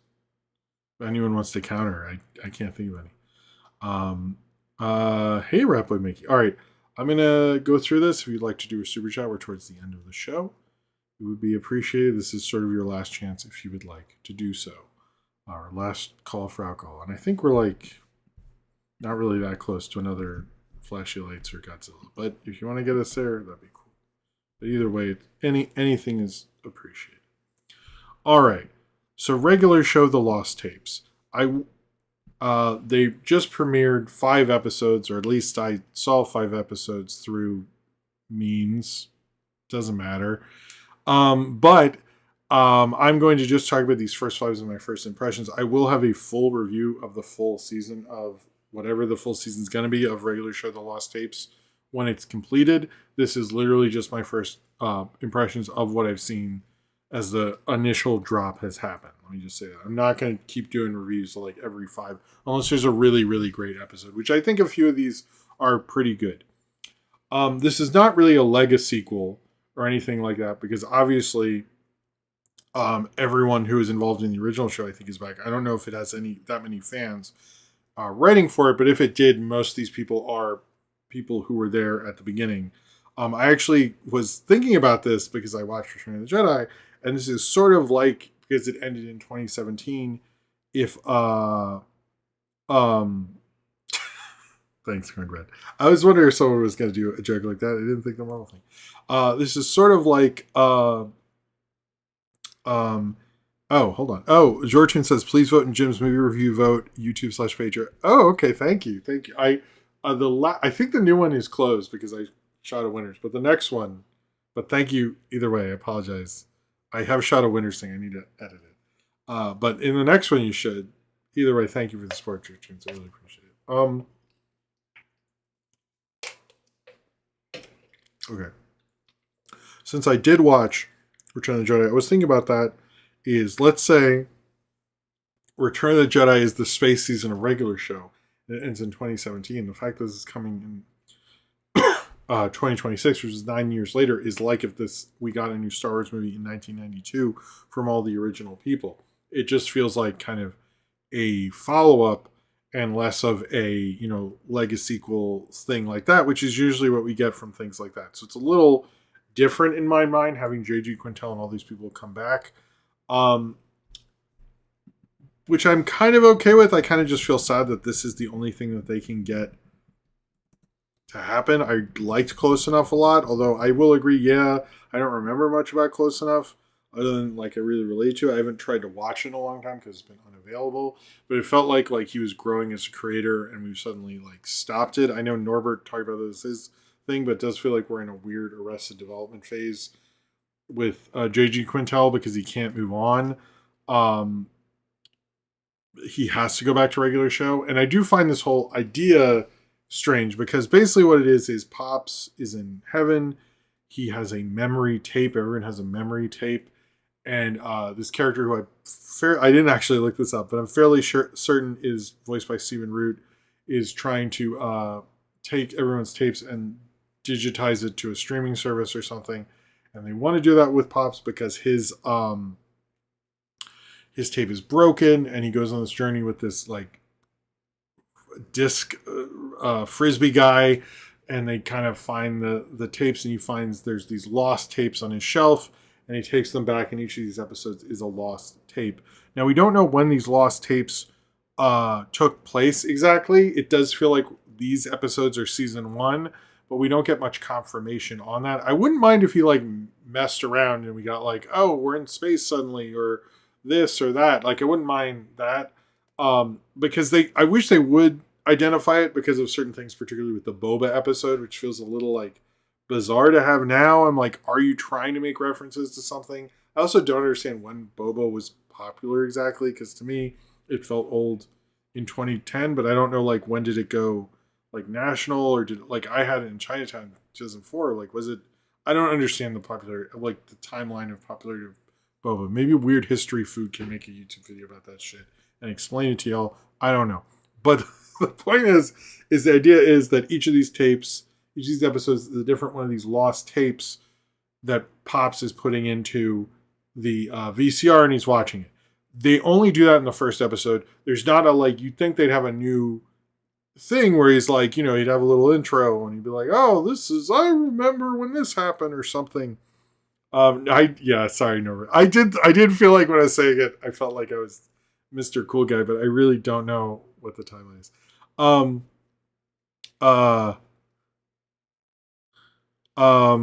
Wait, what is this? Most generic title showdown: Spa Weekend, Power Ballad, or Office Romance, all coming this weekend? I think Power Ballad is actually Office Romance. You know what? I'll give it to Office Romance. And cheers to you, Sarah. Thank you for the super chat. Cheers to you.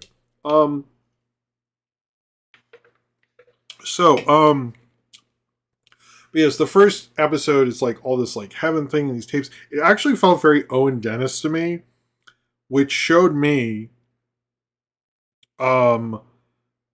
as I've always said, if you think you know how to spot an auteur without it being credited, you're usually fucking wrong. Unless Owen Dennis admitted to working on it in some way, but I don't believe he's credited majorly. I didn't know it was Al Vasquez is saying that he had to fight to get the fixed tape as the first episode. I'm really curious, like, where that tape thing is coming back, because it's sort of, they present it as a half hour, and it's sort of like the tape one is first, and then you get Skip's Luau as just all regular show episodes after that. But I just don't. Anyway, I liked the episode. I thought it was a cool idea, but I very much thought Owen Dennis. It felt very Owen Dennis to me, but he wasn't involved in this. Anyway, the second one we get, I think he worked on it, right? Yeah, he is working. Okay, no, he wasn't credited for my scene. So we got. I'll just go over the various episodes that I have seen, and then I'll talk about everything else. Skip's Luau was interesting with the whole idea they couldn't use this was one of the ones I liked, actually, of them. Although I do feel like this is sort of like the newer Looney Tunes, where it's like you kind of reach the average quality of the previous thing, but you never exceed that, which is my problem with a lot of reboots or return things or something. It's always like, oh, we got to, you know, as good as the second to best thing is. And it's like they never exceed it, and never exceed it in an interesting way, which I do feel like this is just like we're doing it again. But it did feel like sort of a lot more natural, because it is the very much people who did it. Someone had a naturally cruel laugh. Who was that? Was it Benson? I remember that part. I wrote it down. I forget. Anyway, Benson tells them Mordecai and Rigby can't move trash with anything with wheels. They figure out this, basically the pudding thing from Punch Drunk Love, and get a hovercraft. And then the government, no, they can't get the hovercraft, and then they make a hovercraft, and the government thinks they're aliens. It's very much like, that's such a regular show plotline. It feels like a script they had left over or something. Which, that one was fun. I like that whole idea. Oh no, it was the girl had the naturally cruel laugh, I think. Anyway, I was just like, poor Benson. Poor Benson. The Blade Games was another one, actually involving videotapes. And Shirley Ralph was in there. I didn't need to look that up. I know that's her. I like that, and the whole idea of like showing like old like tapes and then being obsessed with this thing. Yeah, Benson just kind of fucking. I feel bad for Benson. Maybe it's getting old, but I definitely feel bad for Benson in these. The nap spot I thought was an interesting one. I'll give it this, the nap spot, which is very much an Inception takeoff. Although they do have a takeoff on like old abandoned playgrounds. I noticed that was part of it. Their take on Inception, I think, is actually more imaginative than Inception. Inception's a cool movie, but like the dream space is like, oh, we went from a Michael Mann location to another Michael Mann location. Look at that. Wow. So imaginative, Mr. Nolan. So I've never liked that about, that's always been a criticism I have of Inception. But I did think it was more imaginative than that. We also got Muscle Man's girlfriend in a picture. That's all we got there. My brother-in-law used to have this thing, and he'd have this top, and he'd spin it around, and he'd look at it and goes, and it would fall and go, good. I'm not in Inception. So I was like, I thought that was a funny bit. I've always wanted to do that bit. I think it's a good bit. Like, you should just spin a top and go, oh, good. Anyway, I always thought that was funny. That has nothing to do with this. I'm just throwing that in there. But I like the Nap Spot episode. It was a good Muscle Man, Mordecai and Rigby episode. Coffee Wars, which is a Margaret and Eileen episode. It was great. Regular show sci-fi nonsense, which was a lot of fun. It was also cool that it was one that was not Mordecai and Rigby. I like the idea of like, hey, we have more time. Let's like highlight other characters. I hope they have more of that in these episodes. And then famously, we have Boba or Bo Bust. I do think like, and I know Kevin from Roundtable brought up like a Boba episode. It does feel like I kind of wish they'd go. The tape said 2010 or whatever, whenever the season 1 came out. It was like some indication I think would help actually, because it does feel like, why are we doing Boba right now? It just feels like a bizarre. I'm also like, when was Boba popular? Like, I'm not trying to be a dick, but like, I'm so lost on it because I definitely had it a while before, but did it? I don't know. I'm very lost. I was like, I don't know what the thing is with this. But to me, it does feel very late to be doing this now. I wouldn't mind if like they go back to seasons and do trends that were big in each season that they never did, but now it seems more interesting because time has passed. That would be really interesting if they're doing that, but it doesn't look like they're. It just felt like, I don't know. I do think like the Pops intro would help in this confusion, but I like the idea of like they decide to take over the snack bar, have Boba, and then they get Pops into Boba, and he becomes Boba Casanova, which to me was Mac Tonight. I thought that was very Mac Tonight to me. I grew up with Mac Tonight. I like Mac Tonight. But I like that one felt like probably one of my more favorites because you had a random kaiju thing. It gets really crazy. It starts off as a simple like, oh, we don't like the snack foods. What do we do? Oh, now we have a boba restaurant. It does feel like I do like regular show episodes that build and build and build and build and build, and then the park's destroyed. That's absolutely great. I think of these, I actually do like the boba episode, despite my confusion on the popularity of this drink and when it was popular. And I like the first one with the pineapple burgers. The rest is like fine. I don't think it exceeds anything, and I don't think they're doing anything new with regular show, which is sort of the problem. It very much feels like, and I've said this before about other things, like a band who like reconvenes and like makes an album that's like around what their usual sound was again, and you're like, oh, cool. But you know it's not as good as like the peak. It's like them when a band or an artist purposely does themselves. There's a like Spielberg was criticized that for Jurassic Park. Hitchcock was criticized for that with North by Northwest. They're good movies, but do they feel as original as like Spielberg's 80s stuff or Hitchcock's, earlier material or, Vertigo or something? And I kind of think that's the problem with this regular show is like, okay, you guys are back. What are you doing with it?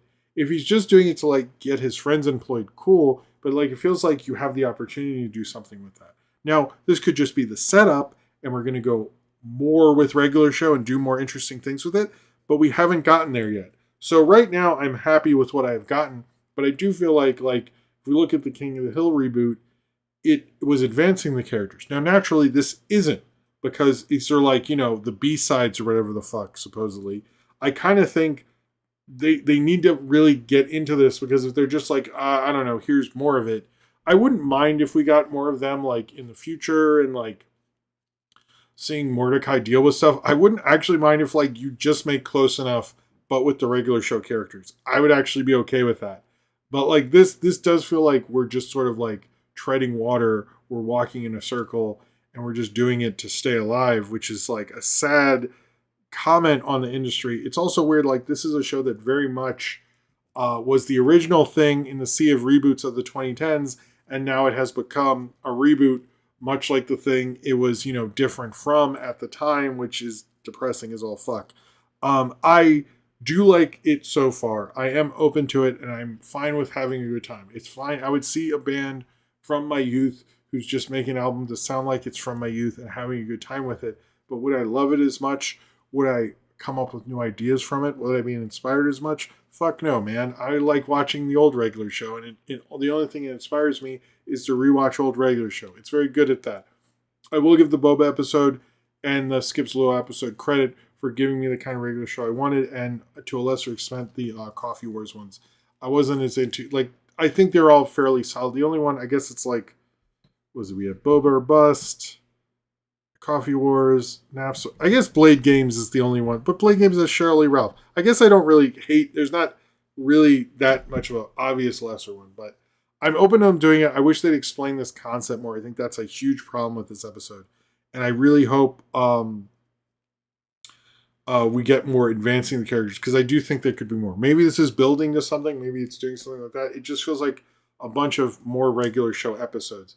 And I kind of expected more from a show that I really love this much, and a creator I love as much as J.G. Quintel, to do something more with it. But if this is just them getting back in the saddle and getting their rhythm, I think they did that really well. But it's just like they need to do something with it. And I feel like they are smart enough. They have all these cool people. You could do something really wild with it. And I really hope they do. Maybe they're just getting us into the groove. And I'm open to writing this out and seeing where it goes. Right now, it just feels like you brought us back to the average. What are you going? How are you going to expand from that? And there's a certain accomplishment in that, but it's not an accomplishment that inspires much beyond remembering how much I liked your previous work. Okay. I kind of agree with the, yes, regular show is very formatted. I still think you could do it with that. They could just be older. And like, sometimes they see each other. Oh, that would be interesting, actually. What if the regular show reboot was every time Mordecai and Rigby actually see each other, and like, there aren't that many episodes because they're older. So like, they'll see each other like a year out, and then it's like 2 years. And then, it's 6 months. And then, like, somebody like Benson dies or something. And then they see, like how, like, adult friendships really work. Anyway, I'm sorry. That's depressing as all fuck. I'm going to write questions below. You're right, William Oman. And I guess this is my 4th time. Anyone wants to do Super Chat, it would be appreciated, as always. I'm sorry, George Tunes, I sort of cut you down with the movie review thing. I will have the movie review winners this weekend. I need to do that also. All right, let me. Hold on. I'm all mixed up. Don't know what to do. Thank you. Turn around. 311. No. All right. Wait. I'll do Austin first. Let's do. I'm not gonna. Yeah, I don't know what I'm gonna do next week. We'll see. Austin said, "Hey Jim, hope you're well. Having a great day today. Currently about to see Mortal Kombat 2. Screen not at all like." What? Well, you know how it goes. Later, my question is, what is your favorite regular show episode? Putting Up the Chairs has recently become more of a favorite than I thought. The Power. I'm doing a season 1 review. I should mention that, and I will talk about that in that. But Putting Up the Chairs. But the one where they watch that 3D movie. I forget what the name of that one. That is like, I really love that episode. I think that's fucking amazing. Where they basically watch 3D Evil Dead or something. That's fucking awesome. Here we go. William Moment says, Jim, what is your favorite performance? And thank you for your generosity, man. That's awesome. What is your favorite performance in a movie in recent memory that you think is underrated? I would say Tobey Maguire in Babylon. He is really good in that. Also, I believe we're okay, yeah, we're definitely past the thing here. Let me do that does that. No, I did not flash. No, you're supposed to do fade. I think that was strobe or something. And then we'll do Godzilla. Hold on. Oh, you got the fart. The kids actually are cool with this. They're always like, "Oh, that's neat that you do that." So if you're wondering, they're not like, "What is?" I mean, they're not playing with Godzilla right now. Let's be clear. A recent performance, a recent moment that you think is underrated. Probably both the leads and I Saw the TV Glow, because I think about both of them a lot, and I think they both should have gotten much more attention. Um, Also, cheers to you, man. Both the guys in Nirvana, the band, the movie, the show, the movie. Um, I mean, a really lame one. Hey, Optimus from John, which is not as cool as I thought. Little Michael Jackson deserved a little more love. I'm trying to think.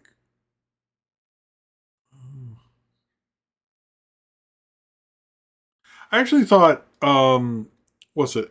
Eric Bauza in The Day the Earth Blew Up would also be up there. I would also let me come up with one more if I can think of one more. I'm sorry.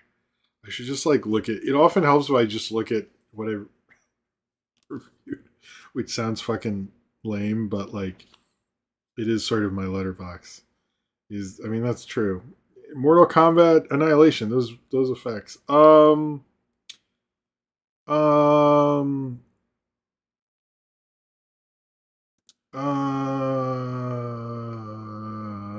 Hold on. I'll come. I feel like this. Sorry, this is maybe. Oh. I usually think, okay, when Send Help, I'm looking at Send Help. And Ray Fiennes in 20 Bone Temple, and even the Chaplain lady in Avatar. I was surprised she didn't get more love than she did. I think the TV Glow one's a decent one. Anyway, sorry I went on about that. All right, let's do the other Patreon questions. Nathaniel Focus says, "What Mortal? I'm assuming you said MK. I'm serving Mortal Kombat characters would you like to see in the third film? I don't think we'll get that. I would like more emphasis on Scorpion and Sub-Zero. To me, they're like the big fighters. I'm always confused about like why I'm watching Sonya and Jax Blade so much. I don't understand that. CineRam said, I just added the new Wildwood trailer to my playlist of favorite coming attractions. It's gorgeous. He has a whole video on his playlist. Check it out. I'm not joking. It's a good video. Regardless of my eventual opinion of the film itself, this is a trailer that I'm going to treasure for a long time. Agreed, actually. Very much agreed. Actually, there are a few things that I consider some of the very best I've seen, despite downright hating the movies that spawn them, like Cliffhanger and Suicide Squad. I would agree with both of those. In my opinion, trailers like music videos can be works of art unto themselves. Also agreed. Are there any trailers that, for you, justify the existence of the loosely films that spawn them? I think I saw a film called, it was like Flannel Pajamas. Is that... And yes, and I don't like that movie at all, but it had a cool trailer, and maybe I should rewatch that trailer. I remember my wife and I loved that trailer, and the movie I didn't like that movie. That's definitely one. I actually think I remember they used to play the Garden State trailer a lot, and I think that's a better trailer. Like it looked like this moody, cool movie, and that ain't Garden State. Or is it freezing again? Jesus. Thanks a lot, YouTube. All right. I would say those. I can't think of any other ones right now, but I would say definitely those. Is it really freezing? Hold on. It's like totally frozen.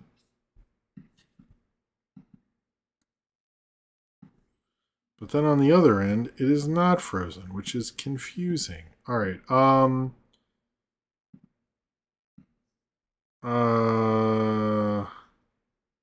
Okay. I can read at least this far if you can see me, Major Tom. Ground control. Okay. All right, here we go. Cornbread said, Jim, I mean this in the kindest way possible. What is wrong with your ass? You keep saying that noise. Godzilla makes it a fart. I've never heard any fart like that. No, it's just what it sounds like. I do fart a lot, but not those kind of farts. That was funny, though. Could Paul Blart be a worthy addition to regular show? Yeah, I actually think that would work. I'm not joking. The Dubloon Hunter, what is your take on the Love Guru? I've never seen it, but I actually ended up flipping channels and seeing him on American Idol. So he was okay on an American Idol episode, the very few ones I've watched, and I didn't even watch the whole thing. Black Saxon, is Mortal Kombat 2 a victim of the lukewarm reception people had for the first one? Actually, that is a real thing. No, that's the next movie does as well as the perception of the previous film in a franchise does, so you are actually probably right about that. George Tunes, do you have Cartoon Network? I mean, not legally, so no. I mean, I don't. MeTV Toons is pretty much my cartoon channel. Emblet, thoughts on people pronouncing recent as recent? Reset? Recent? What the fuck? What is wrong with people? Black Seahawks Uncle. Remember a while back, everyone going crazy for how good the Garfield trailer was, but I thought it sucked egg. What's a trailer you hated that everyone loved?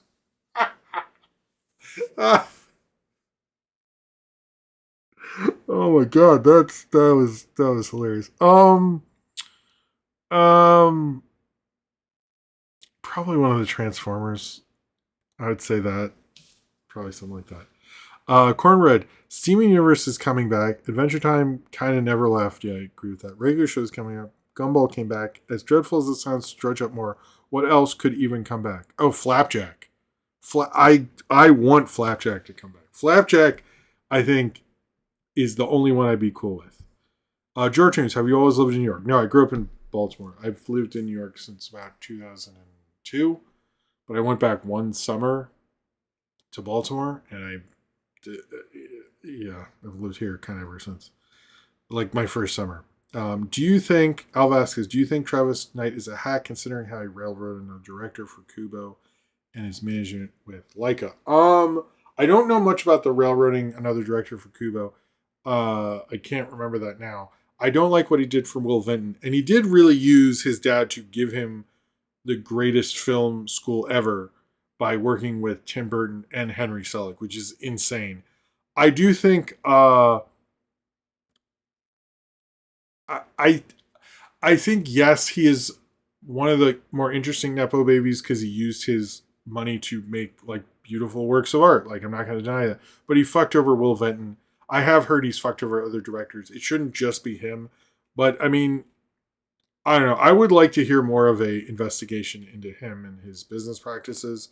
But he has made some astounding pieces of work. So I can't really and he's the only one doing it the way he's doing it too, which is making it. But I hope he's not fucking over people left and right to make himself look good.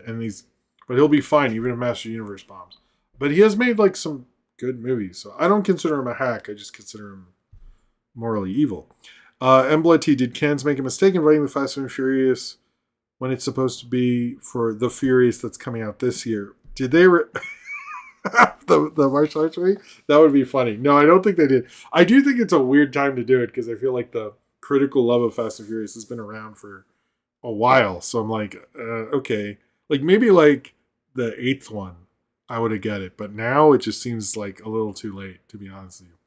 The whole I'm a critic, I like Fast and Furious movies. That's way past gone at this point. They also aren't great. So I do think it's nice that film criticism, though, has opened up to genre and blockbuster, which it was very hesitant to do before. And I think that I like that. What happened to the water effects on the Moana movies? They kept downgrading. Yeah, I don't know, man. That new one looks so bad. And it's going to do... Well, I don't know if it'll... I'm curious if Moana 2 really dinged that franchise, because it feels like it sort of did. Al Vasquez, I think Adventure Time Side Quest is also going to be a revival of sorts for the old show rather than a continuation like the previous spin-offs. Thoughts? Probably. I do think Adventure Time needs a break. I do need to show that one to my kids too. But George Jones, will you be seeing Mando and Grogu? Yes. Not with the kids though, because they got scared by the show. But I'm excited. I see all the Star Wars movies in theaters. But it is weird, like they used to be when you wouldn't get them, it was like, I gotta go to a special theater, I gotta get this ticket. And it does feel a little like anticlimactic. I'm like, yeah, I just went at 4:00. I don't fucking know. Like that's really what Disney did. Everyone's like, Disney did this. I'm like, no, what they really did is like I saw Solo on a Monday because I had the day off from work. That's what really hurt.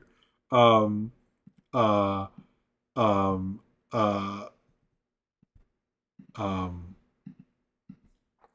the the Star Wars. Oh wait, did you cover the first Mortal Kombat game? I did play it in the 90s on arcades and stuff. It was cool. Did it freeze? Yes. Will you be seeing the Sheep Detectives? George James? I've seen it. I think Sophie's just doing a review. There will be a review.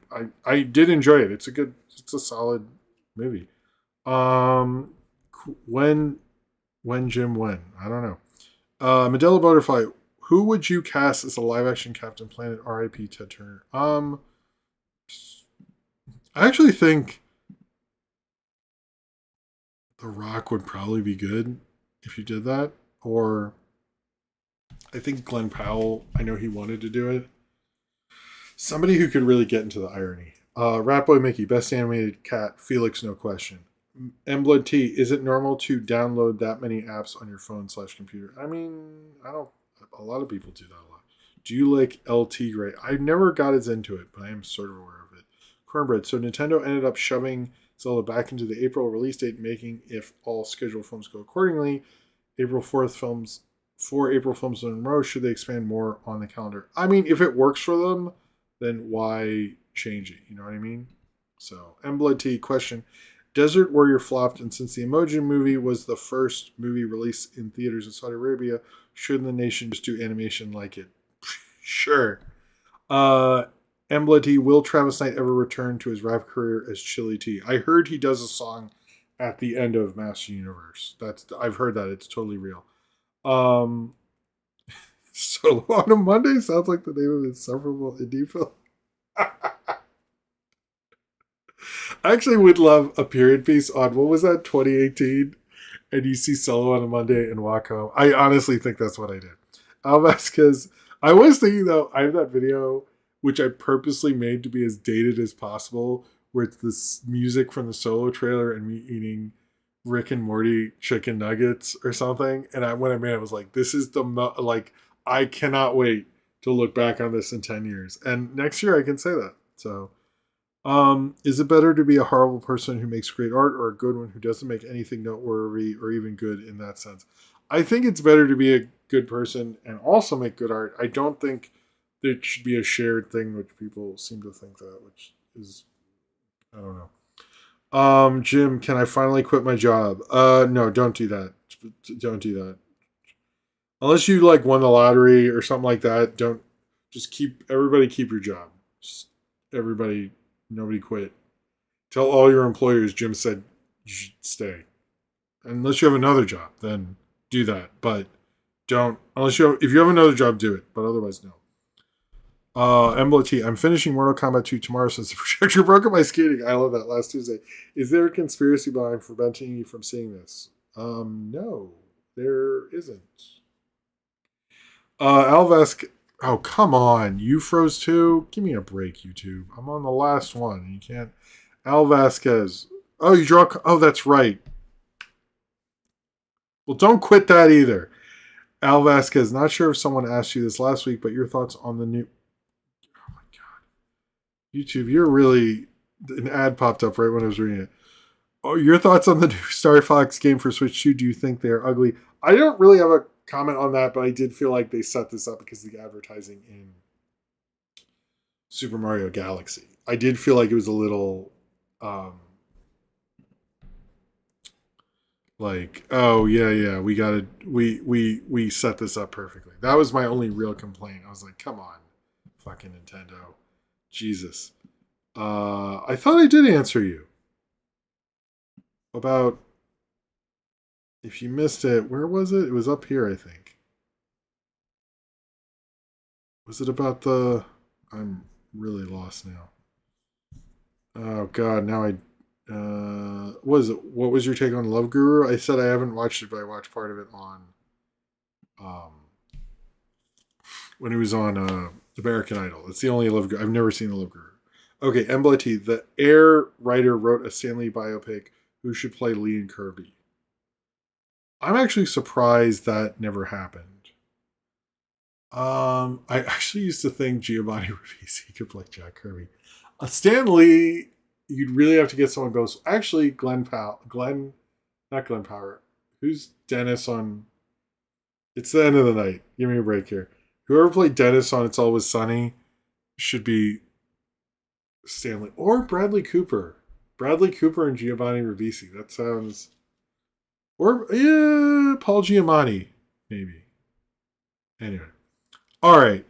No, it's basically. I've never seen Love Guru, but I did see it one of the few times I've actually watched American Idol. I saw him on that as the Love Guru. He did that. What do you think? Okay, this is the last. Al Vasquez's last question of the night. You've proclaimed it. What do you think Travis Knight should do next for a movie based on toys? He's kind of did two of the big 80s ones. It almost feels like he's, to be honest with you, he did two of the early 80s hits, which is Transformers Master Universe. So I would think the only other two that I think would be up there, in all honesty, would be either Ninja Turtles or Thundercats. I can't think of anyone else who would be in the same. I think either one, and I think Thundercats. If you did a Leica animated Thundercats, I actually think that could work. But I haven't seen He-Man, so maybe I'm wrong. Anyway, all right. That is it. There will be. I definitely think there'll be videos this weekend. I have a couple. I don't want to say one might be with my kids, but I don't date those. They come. I think that'll happen, but I know this regular show, The Lost Tapes, will be probably tomorrow. So if you're here for the instant premiere, that would be cool. They'll have clips and stuff, I hope. But anyway, thank you all for being here. I want to thank everyone for a super chat. This is a very yummy energy drink. So I know you didn't get me that. But I want to say thank you to Bloxy Oxymical, CineRam, Super Kirby Dude, Medela Butterfly, CineRam, William Ellman, CineRam, Toasty Jackson, Jor Tunes, CineRam, and William Ellman. Thank you all very, very much for your super chats. That would be awesome. Cheers to all of you. I hope you've enjoyed this stuff this week. Thank you everyone who's new here. Thank you for subscribing. Just thank you all. I really appreciate it. Every week and every day is a challenge in this world, and it's nice to get to do this once a week and talk to y'all about some movie nonsense. Is always cool. So thank you all for listening to my nonsense. Anyway, take care of yourself. See a cool movie. Have a good night. I will see you all next time. Peace and goodbye. Thank you very much.